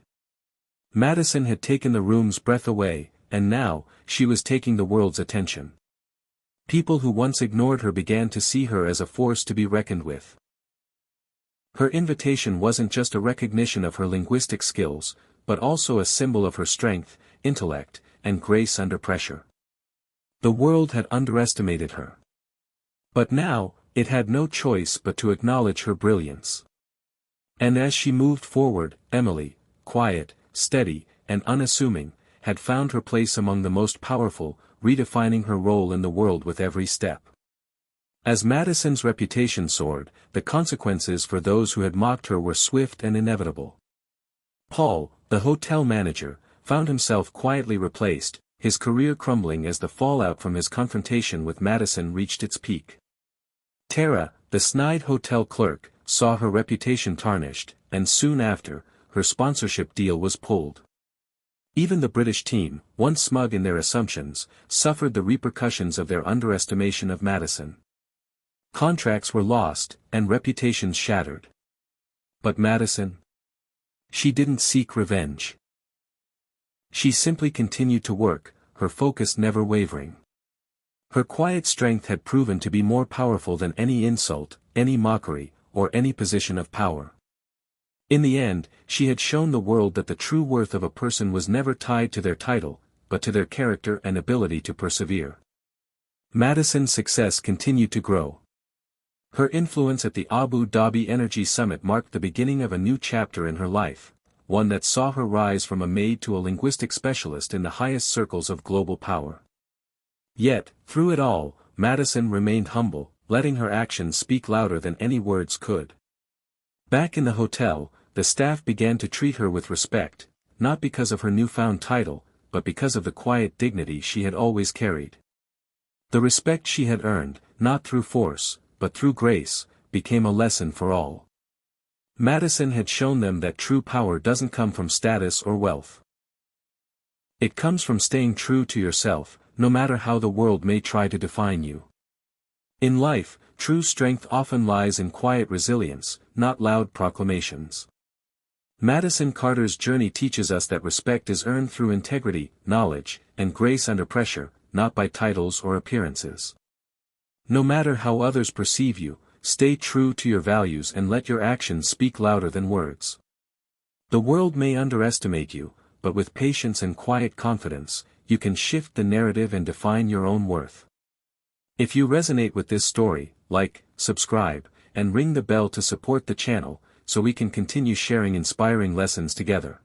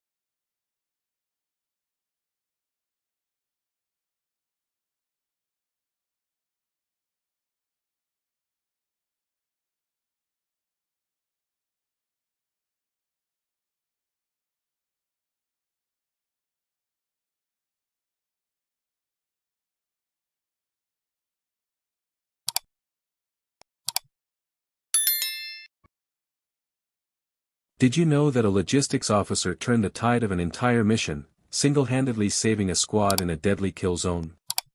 Unbelievable, right? But it happened.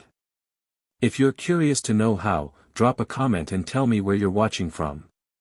Don't forget to like, share, and subscribe for more unbelievable stories like this one. It was just another day at the remote base, until she stepped off the helicopter. Lieutenant Arya Ford had no weapon, no special orders, and no obvious reason to be there. All she had was a clipboard and the steady gaze of someone who had seen too many places like this to be unnerved. No one had expected her arrival, and certainly no one expected what would happen next. The base, a cluster of worn-down walls and tangled wire, stood as a silent testament to years of wear and tear. Dust choked the air, and the sun hung heavy, casting a relentless glare over the Afghan landscape. Ford's presence seemed almost misplaced amid the grit and chaos, as if she was a figment of bureaucracy thrust into a battlefield that didn't care for paperwork. The soldiers around her scrambled to prepare for another mission, their boots heavy with fatigue, their eyes hollow from endless days of war. Sergeant Ethan Cross stood in the shade of a nearby tent, watching her approach. He had seen many officers like her before, unremarkable, their purpose unclear. He rolled his eyes as she crossed the dusty landing zone, clipboard in hand, her steps deliberate but without the urgency he had come to associate with those who truly understood the weight of war. She wasn't an operator, wasn't someone built for the unpredictable chaos of combat.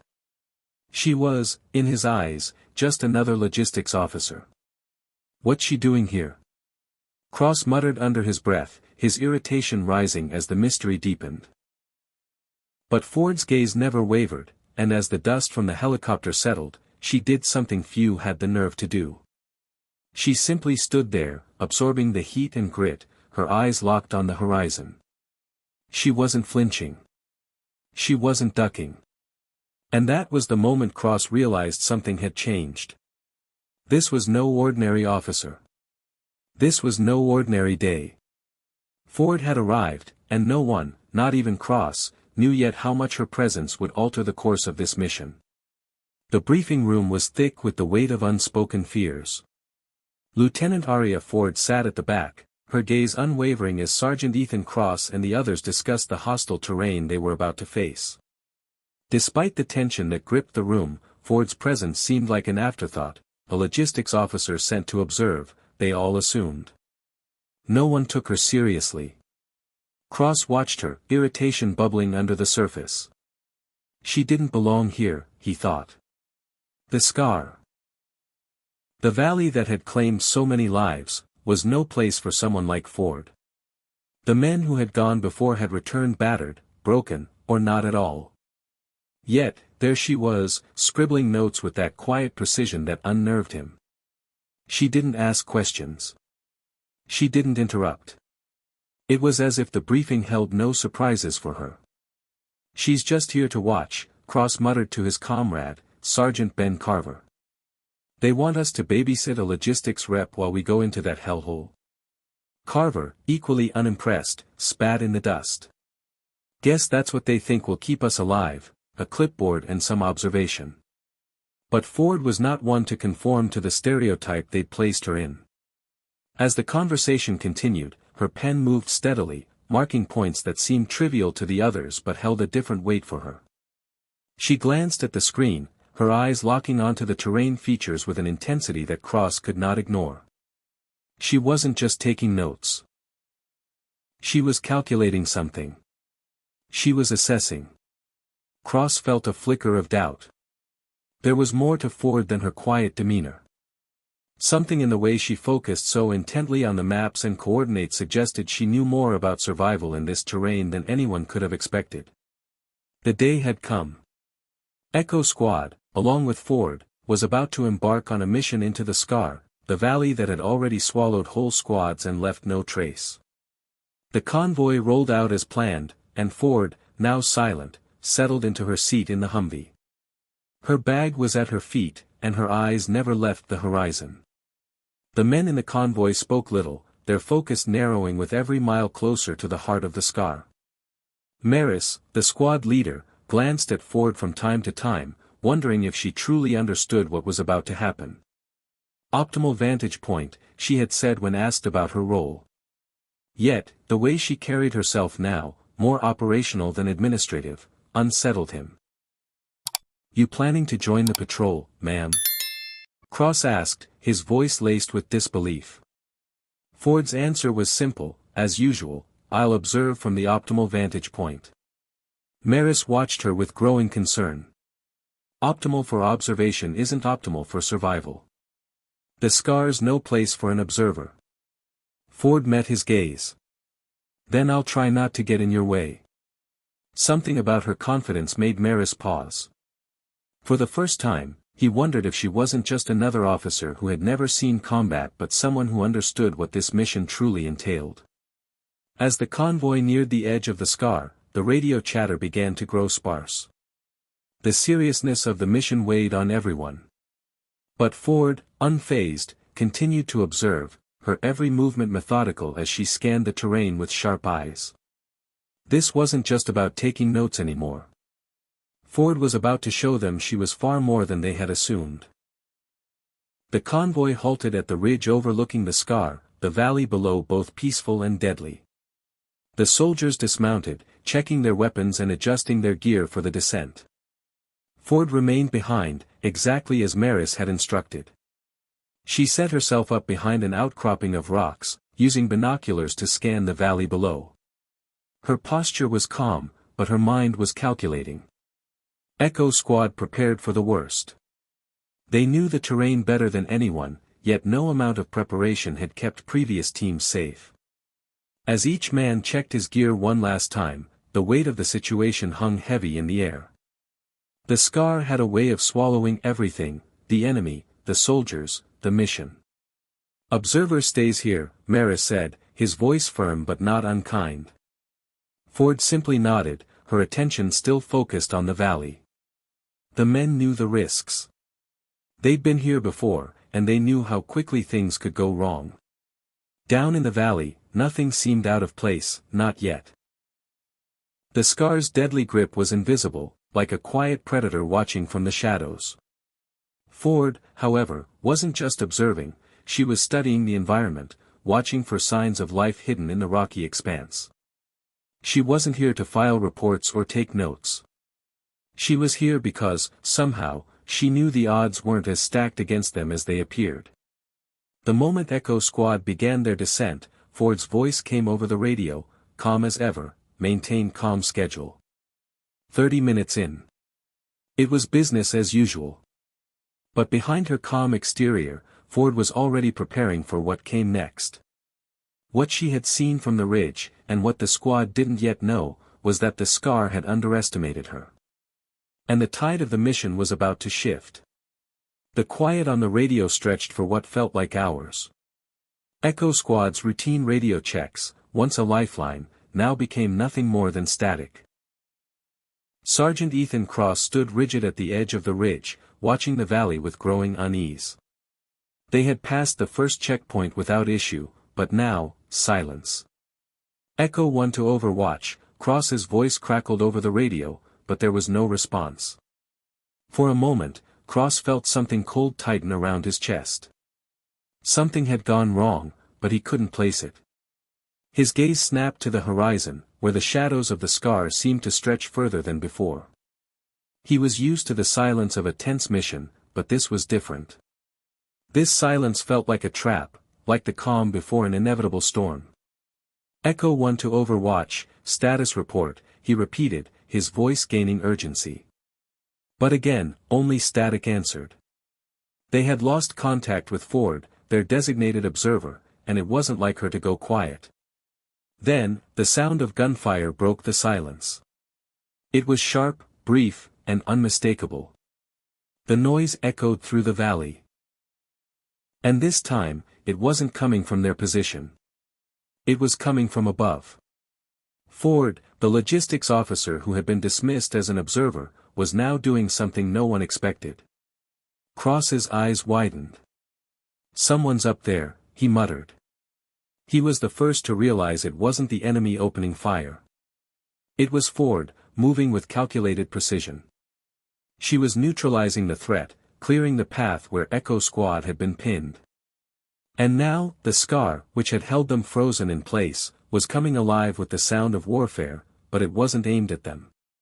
Ford had changed the course of the mission in a matter of minutes. Echo Squad's fate was no longer uncertain, thanks to her. As the gunfire faded, Cross couldn't believe what was happening. The SEALs, once moments from surrender, suddenly found themselves in a different fight. And it wasn't one they had to lose. Echo 1, continue mission, Ford's calm voice echoed over the radio, as though she were reporting routine updates. Opposition is being neutralized. Cross's confusion turned into disbelief. Who was she? This was no logistics officer. The woman who had only moments ago sat with her clipboard, observing, was now taking down enemies with deadly accuracy. He couldn't process it fast enough. Who's neutralizing it? Santos demanded, his voice tense as he moved into a better position. The response came with quiet certainty. I am. It clicked.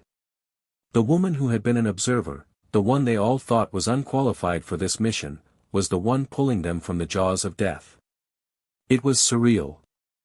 Just a few hours ago, Cross had thought of her as someone whose job was nothing more than taking notes and keeping track of supplies. But Ford had done the unthinkable. In the span of minutes, she had shifted the mission from potential failure to success. The Scar, a place that had claimed the lives of so many, was now being cleared. Cross could hear it over the radio. The enemy was being driven out, one shot at a time. Within 20 minutes, the missing SEALs, Martinez and Chen, were found alive, barely, but alive. Thanks to Ford, the impossible had been made possible. The helicopter that came to extract them soon lifted off, leaving the valley still. But nothing would ever be the same again. Ford had shown them all what a true warrior looked like, not in armor, but in the quiet, determined steps of someone who had refused to accept defeat.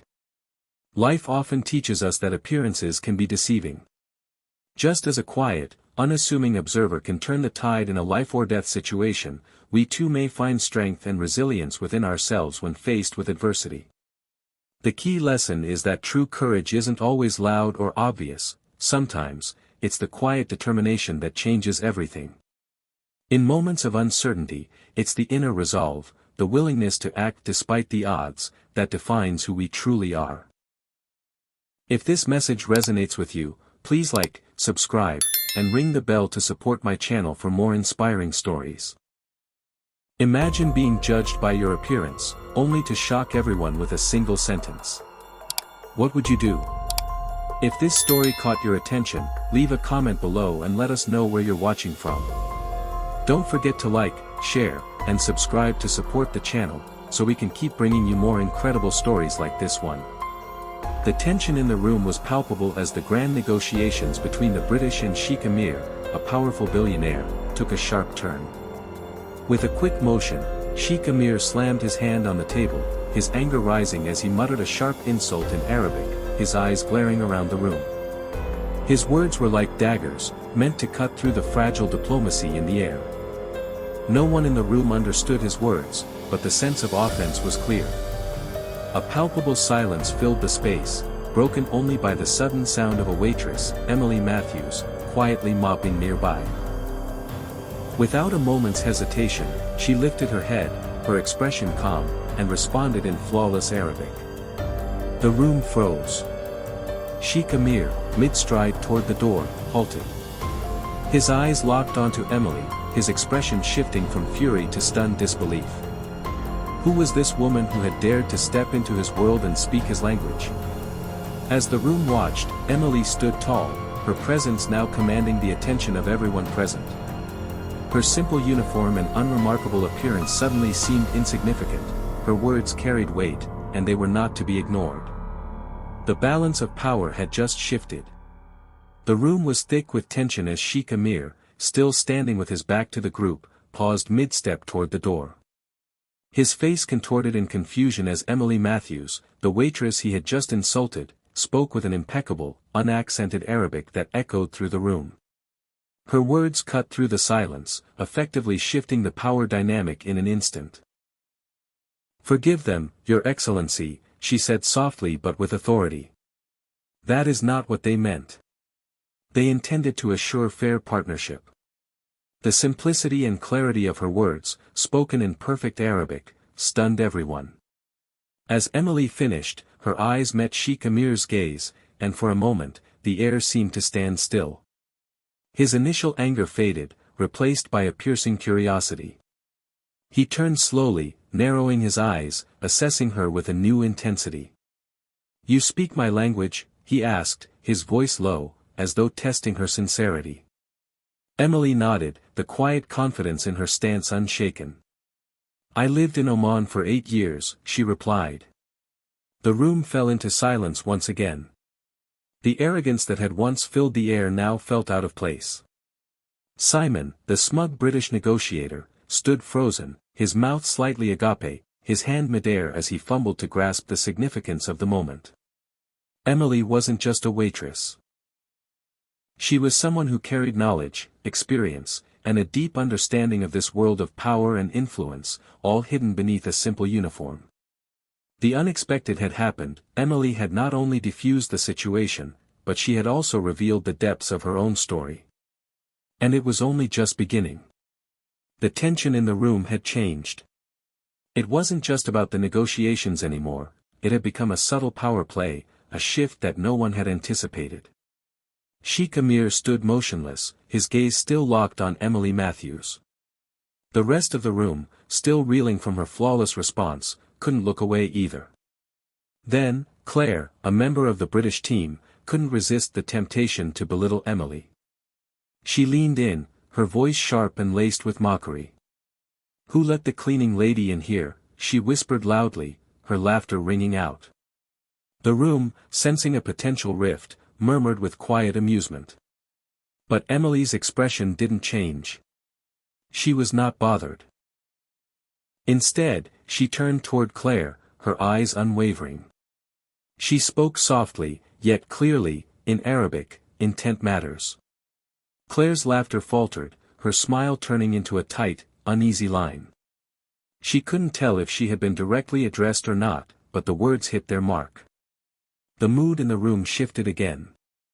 The smugness of Claire and her colleague, Jonathan, the man with the flashy watch, now seemed like a faint echo. Emily was no longer just a maid, she was an equal, if not more. The British team watched, their discomfort palpable. Emily wasn't fighting back with words or anger, but with quiet dignity. She was showing them that appearances were deceiving, and in that moment, it was clear, she belonged here just as much as they did. As the laughter died down, Paul, the hotel manager, stepped into the spotlight. His movements were quick and sharp, his face flushed with anger. He made a beeline for Emily, grabbing her arm in a forceful grip. "What are you doing?" he hissed, his voice sharp and loud enough to cut through the stillness of the room. "You have no right to interfere in this negotiation. This is not your place." The room shifted uncomfortably. The British team exchanged glances, unsure of how to react.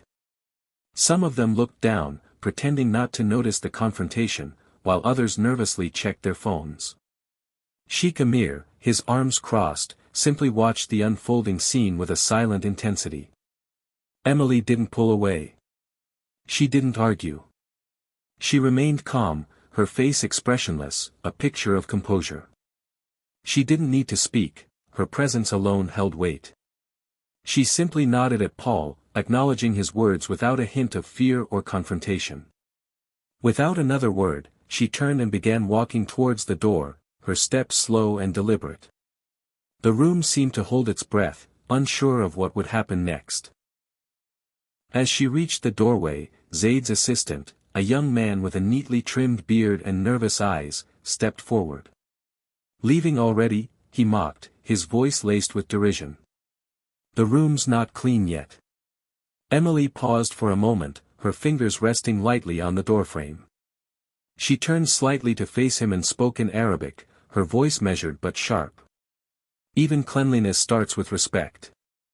The assistant's smirk vanished, his expression falling as his confidence cracked. The room fell silent, and Emily, with her usual composed demeanor, turned and exited the room, leaving everyone in stunned silence. The tension remained, but it wasn't just in the air, it was in the shift of power that had just occurred. As Emily walked down the hall, her steps calm and unhurried, the atmosphere in the room behind her changed. The British team was clearly off balance now. They hadn't expected a woman in a maid's uniform to stand up to them, let alone speak with such command and fluency in Arabic. It was as if Emily had become the fulcrum, shifting the entire power dynamic with a few simple words. Back in the negotiation room, Sheikh Amir leaned back in his chair, his arms crossed, and his eyes never leaving the door where Emily had just walked out. The other assistants, still unsure of what had just transpired, exchanged awkward glances. They had underestimated her, and now, they couldn't shake the nagging sense that they had missed something crucial. After a long pause, Zaid cleared his throat, and his voice, when he spoke again, was softer but no less firm. "Let her sit," he said, his words hanging in the air. Nobody moved for a moment. Paul, the hotel manager, still looking unsettled, stepped forward to protest, but one of Zaid's assistants quickly pulled out a chair, and the room went silent. The tension was thick now. The moment had shifted completely, and Emily, without having to utter another word, had commanded respect from the most powerful man in the room. She entered, still in her maid's uniform, but she no longer felt out of place. She had stepped into the room of powerful figures, and now, they were watching her, waiting for her to translate, not just words, but the future of the negotiation itself. Days after the tense moment in the Crystal Alna Hotel, Madison Carter found herself receiving an invitation to join the language advisory panel at the Abu Dhabi Energy Summit. A former maid turned key player in a billion-dollar negotiation, she was now officially part of something far bigger than anyone had expected. Madison had taken the room's breath away, and now, she was taking the world's attention. People who once ignored her began to see her as a force to be reckoned with. Her invitation wasn't just a recognition of her linguistic skills, but also a symbol of her strength, intellect, and grace under pressure. The world had underestimated her. But now, it had no choice but to acknowledge her brilliance. And as she moved forward, Emily, quiet, steady, and unassuming, had found her place among the most powerful, redefining her role in the world with every step. As Madison's reputation soared, the consequences for those who had mocked her were swift and inevitable. Paul, the hotel manager, found himself quietly replaced, his career crumbling as the fallout from his confrontation with Madison reached its peak. Tara, the snide hotel clerk, saw her reputation tarnished, and soon after, her sponsorship deal was pulled. Even the British team, once smug in their assumptions, suffered the repercussions of their underestimation of Madison. Contracts were lost, and reputations shattered. But Madison? She didn't seek revenge. She simply continued to work, her focus never wavering. Her quiet strength had proven to be more powerful than any insult, any mockery, or any position of power. In the end, she had shown the world that the true worth of a person was never tied to their title, but to their character and ability to persevere. Madison's success continued to grow. Her influence at the Abu Dhabi Energy Summit marked the beginning of a new chapter in her life, one that saw her rise from a maid to a linguistic specialist in the highest circles of global power. Yet, through it all, Madison remained humble, letting her actions speak louder than any words could.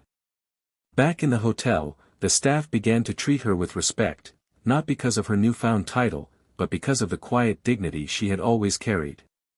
The respect she had earned, not through force, but through grace, became a lesson for all. Madison had shown them that true power doesn't come from status or wealth. It comes from staying true to yourself, no matter how the world may try to define you. In life, true strength often lies in quiet resilience, not loud proclamations. Madison Carter's journey teaches us that respect is earned through integrity, knowledge, and grace under pressure, not by titles or appearances. No matter how others perceive you, stay true to your values and let your actions speak louder than words. The world may underestimate you, but with patience and quiet confidence, you can shift the narrative and define your own worth. If you resonate with this story, like, subscribe, and ring the bell to support the channel, so we can continue sharing inspiring lessons together. Have you ever been judged by your appearance, only to surprise everyone with your hidden talents? Let's talk about it. Imagine being dismissed, overlooked, and then changing the game with just one word. It's not about proving others wrong, it's about staying true to yourself. Ready to see how it's done? Leave a comment below. Where are you watching from? Don't forget to like, share, and subscribe to support the channel so we can bring you more inspiring stories. In the gleaming lobby of the Crystal Auna Hotel, a young maid named Layla stood, her mop in hand, moving quietly between tables. The chandelier above glittered like diamonds, casting a warm glow over the marble floors she scrubbed tirelessly. Her plain white uniform, worn from hours of cleaning, made her invisible to the world of luxury that surrounded her. But today, something shifted. As the hotel's management prepped for the arrival of Sheikh Rami Al Fahad, a powerful businessman known for his cutting deals, Layla was humiliated. The receptionist, a sharp-dressed woman named Caroline, sneered as she passed. "Careful, Layla. If you wipe the guests' feet, we'll be rid of you," she mocked, drawing laughs from the other staff. The manager, Mr. Thomas, waved her off impatiently, ordering her to clear out of sight before the Sheikh's arrival. Layla didn't flinch. She had heard worse. The tension in the air grew as the Sheikh entered, flanked by his aides, their presence demanding respect. Layla stood in the back, wiping a table, when the Sheikh began speaking in ancient Arabic, the words thick with a dialect no one seemed to understand. That's when Layla looked up. Without hesitation, she replied in perfect Arabic, stunning everyone in the room. The Sheikh's eyes locked onto hers. She had just broken through the silence. The room fell into stunned silence as Layla's voice rang out, perfectly mirroring the ancient dialect Sheikh Rami had used.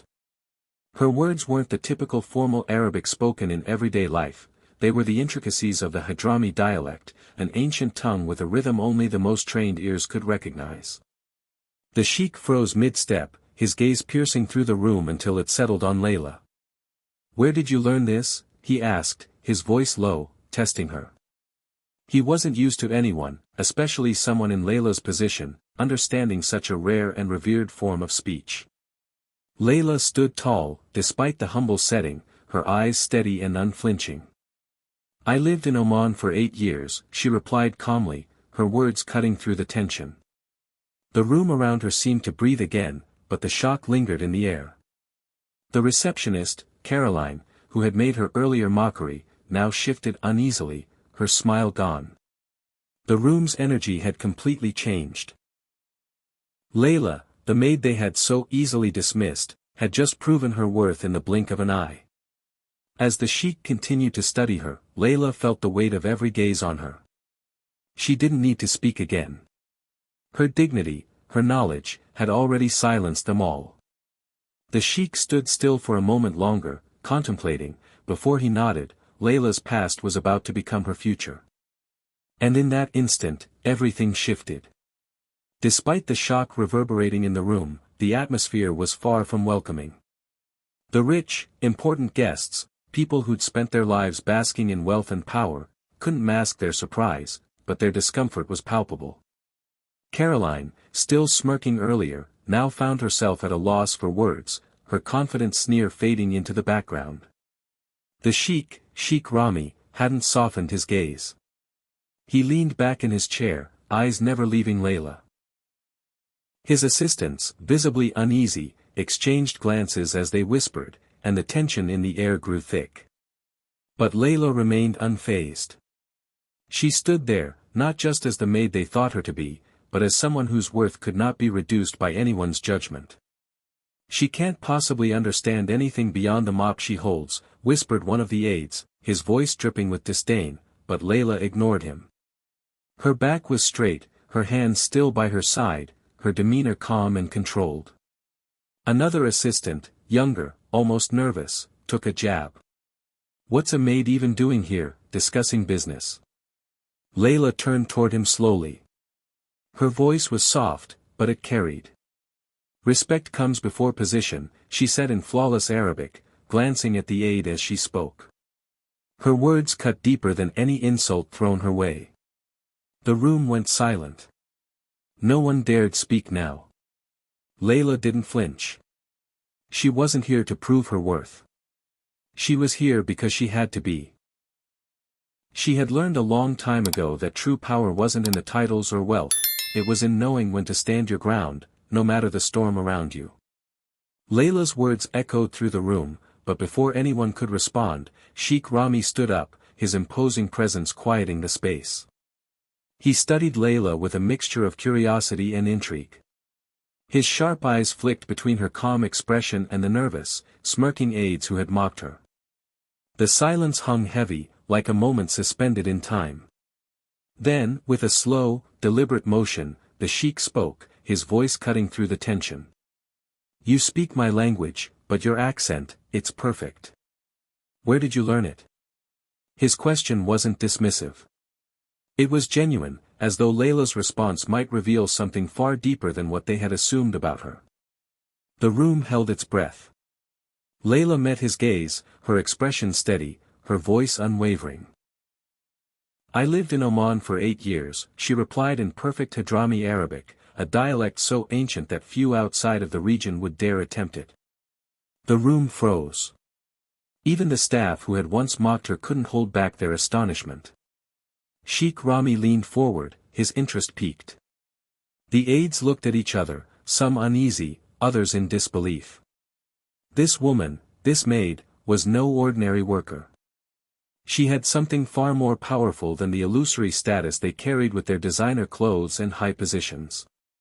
She wasn't just cleaning floors. She was a woman of depth, knowledge, and silent strength. The air in the room grew heavier, and Layla felt all eyes on her. Sheikh Rami, still intrigued but never one to show weakness, decided to test her further. He leaned back in his chair, his gaze never leaving her. "Let's see if you truly understand," he said, his voice low but commanding. "Speak to me in Hadrami prose." For a moment, Layla's heart skipped a beat. Hadrami prose was an ancient form of Arabic, spoken by only a few people. It was a dialect rarely used, let alone in a modern setting. The challenge wasn't just linguistic, it was about status, tradition, and the power to wield language in a way that few could. But Layla was unshaken. She bowed her head slightly in acknowledgement, her hands steady at her sides. She had been raised in a world where languages were more than just words, they were bridges, and she had spent years mastering them. Without hesitation, she spoke, her voice fluid and flawless, reciting a line in Hadrami prose that carried the weight of ancient history. Her pronunciation was so perfect, it stunned everyone in the room. A silver goblet slipped from one of the aides' hands, crashing to the floor, but nobody moved. They were too mesmerized by the strength in her words. Sheikh Rami stood, his robes rustling as he turned toward her, his face unreadable, yet his eyes gleaming with admiration. "What is your name?" he asked, his voice now softened with respect. As the sound of the falling goblet echoed through the room, the tension in the air thickened. The sheikh's gaze remained fixed on Layla, his expression now one of intrigue rather than disdain. The room was silent, save for the faint hum of the chandelier above them. Even the aides who had mocked her earlier stood frozen, uncertain of how to react. "Who are you?" Sheikh Rami repeated, his voice now steady but probing, as if trying to read every nuance of her response. Layla met his gaze, her expression calm but resolute. She didn't flinch. "I am someone who understands that knowledge is not confined to titles or uniforms," she said, her voice clear and unwavering. Her words seemed to hang in the air, resonating with a power that no one in the room expected from a maid. She could feel the weight of their judgment shifting, their eyes no longer dismissing her but questioning everything they had assumed. The sheik studied her for a long moment before speaking again. "Why are you working as a maid?" His voice was quieter now, less condescending, more curious. For a brief moment, Layla's thoughts drifted to her past.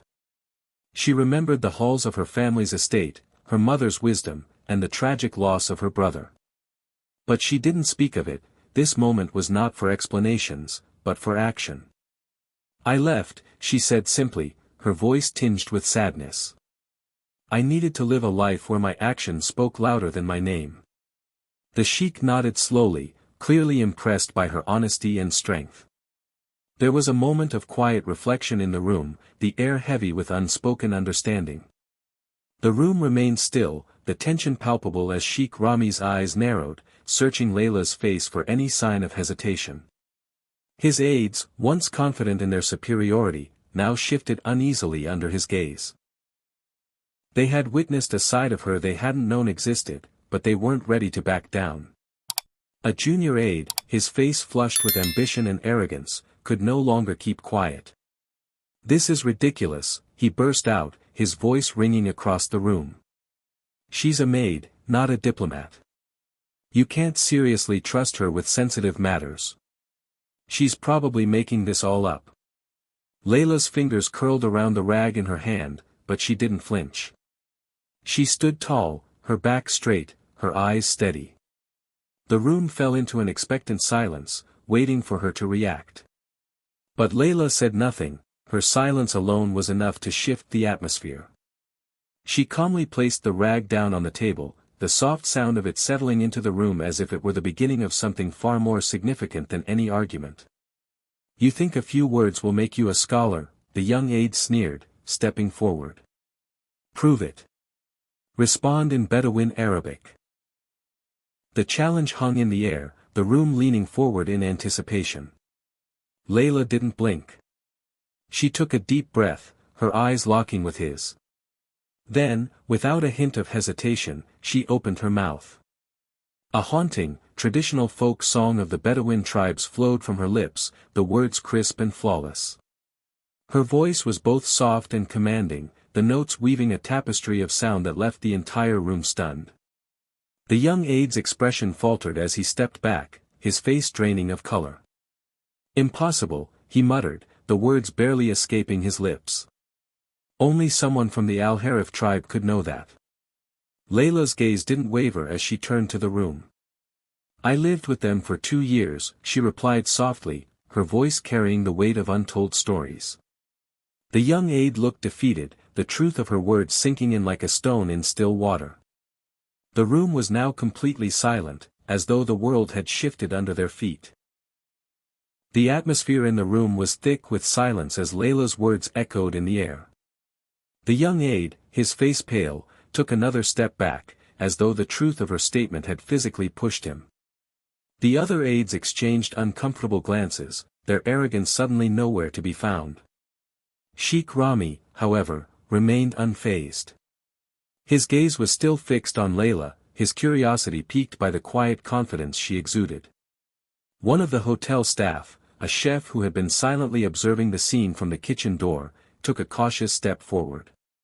His voice, tremulous but sincere, broke the silence. "I remember that song. My grandmother used to sing it when I was a child, in a village far from here."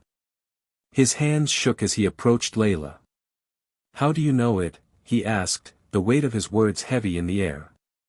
Layla's eyes softened for a brief moment as she turned to face him. "I listened," she answered simply, her tone gentle yet unwavering. The chef nodded, his emotions written clearly on his face. He stepped back, unable to speak, his eyes glistening with the memories of his past. The room, once filled with mocking laughter and judgment, now seemed to tremble in the face of Layla's quiet strength. Sheikh Rami finally broke his silence, his voice low and purposeful. "You," he said, his eyes scanning Layla's face. "You have the soul of a scholar. I need you. Come with me to Geneva." The room was frozen. Layla had earned their respect without ever having asked for it. And now, she stood on the precipice of a new life, one that would require her to step far beyond the confines of the maid's uniform. The story of Layla reminds us that true strength often lies in silence and grace. People may judge us based on appearances, but our worth is defined by our actions and the quiet dignity we carry with us. Layla's journey shows that knowledge and integrity can transcend social status, and respect is earned not through loud words, but through the way we stand firm in our values. Never underestimate the power of staying true to yourself, no matter how others perceive you. If you resonate with this story, don't forget to like, subscribe, and ring the bell to support the channel. Imagine being falsely accused and arrested just for being on vacation, and then finding out the officer arrested the FBI chief. Sounds crazy, right? If you want to hear how this unbelievable story unfolded, drop a comment telling us where you're watching from, like this video, share it, and subscribe to my channel for more jaw-dropping stories. It was supposed to be a peaceful family vacation, but it quickly became a nightmare. Nathan Blackwell, an FBI chief, his wife Lena, and their young daughter Sophie had driven miles to get away from the stress of their everyday lives. A beach house, a few days of relaxation, and a chance for Sophie to dip her toes in the ocean for the first time, it was meant to be their escape. But when they arrived at their rental property, a woman named Karen Ashford had already decided they didn't belong. As they unpacked their car, Karen approached with an air of entitlement, glaring at them as if they were intruding on her territory. "This is private property," she yelled, her voice laced with venom. "You people don't belong here." Her accusations came fast and loud, targeting the Blackwell family for no reason other than the color of their skin. She marched up to them, ready to confront them with the full force of her prejudice. Nathan, a man who had risen to the top of law enforcement through sheer determination and intelligence, stood still. His face remained calm, but his posture stiffened, sensing that the situation was about to escalate. Lena, trying to remain composed, reached for the rental agreement in her bag, hoping that paperwork could end this confrontation before it went too far. But Karen wasn't interested in facts. She didn't care about documentation. She had already decided what she saw, a family she deemed unworthy of being there. The tension in the air thickened, and as Nathan prepared to show Karen the rental contract, something unexpected happened. Karen, undeterred, made a call. "I need the police, right now," she said, her voice dripping with urgency. What followed would change everything for both families, but at that moment, the Blackwells had no idea how deeply their lives would be impacted by this woman's assumptions. The sound of sirens grew louder in the distance, and Nathan could feel the pressure building. Karen Ashford, still standing with her arms crossed, looked self-assured, as if she had already won. Her face was flushed with excitement, the kind of satisfaction someone feels when they think they've uncovered a crime. "You people are clearly up to no good," she muttered under her breath, as though she had solved some great mystery. As the police cars screeched to a halt, the officers jumped out, guns drawn and ready for action. Nathan's heart sank. He knew what was about to happen. Lena held Sophie's hand tightly, trying to shield her from the growing chaos. It was becoming clear that this wasn't just a misunderstanding anymore. The officers, with their hands on their weapons, treated the Blackwell family like they were dangerous criminals. Nathan spoke calmly, his deep voice steady despite the rising tension. "We're staying at the rental property. We have every right to be here." But the officers, not listening to reason, simply barked orders at him, demanding he step aside.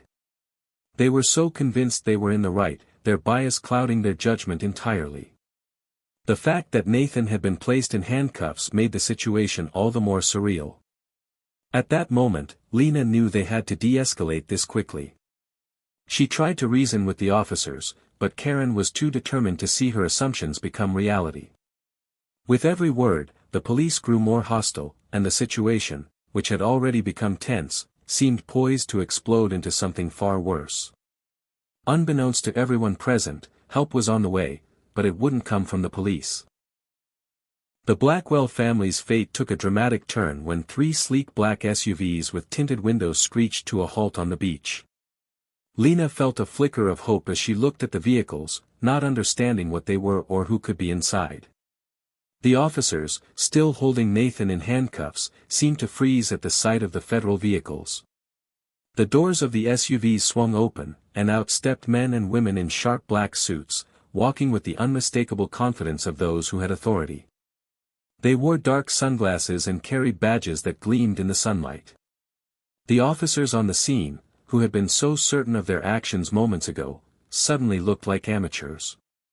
The lead agent, a man with a calm, commanding presence, strode towards Nathan, his face unreadable. "Release that man," he said to the local officers, his voice unwavering. The police officers, still in a daze, could do nothing but step back.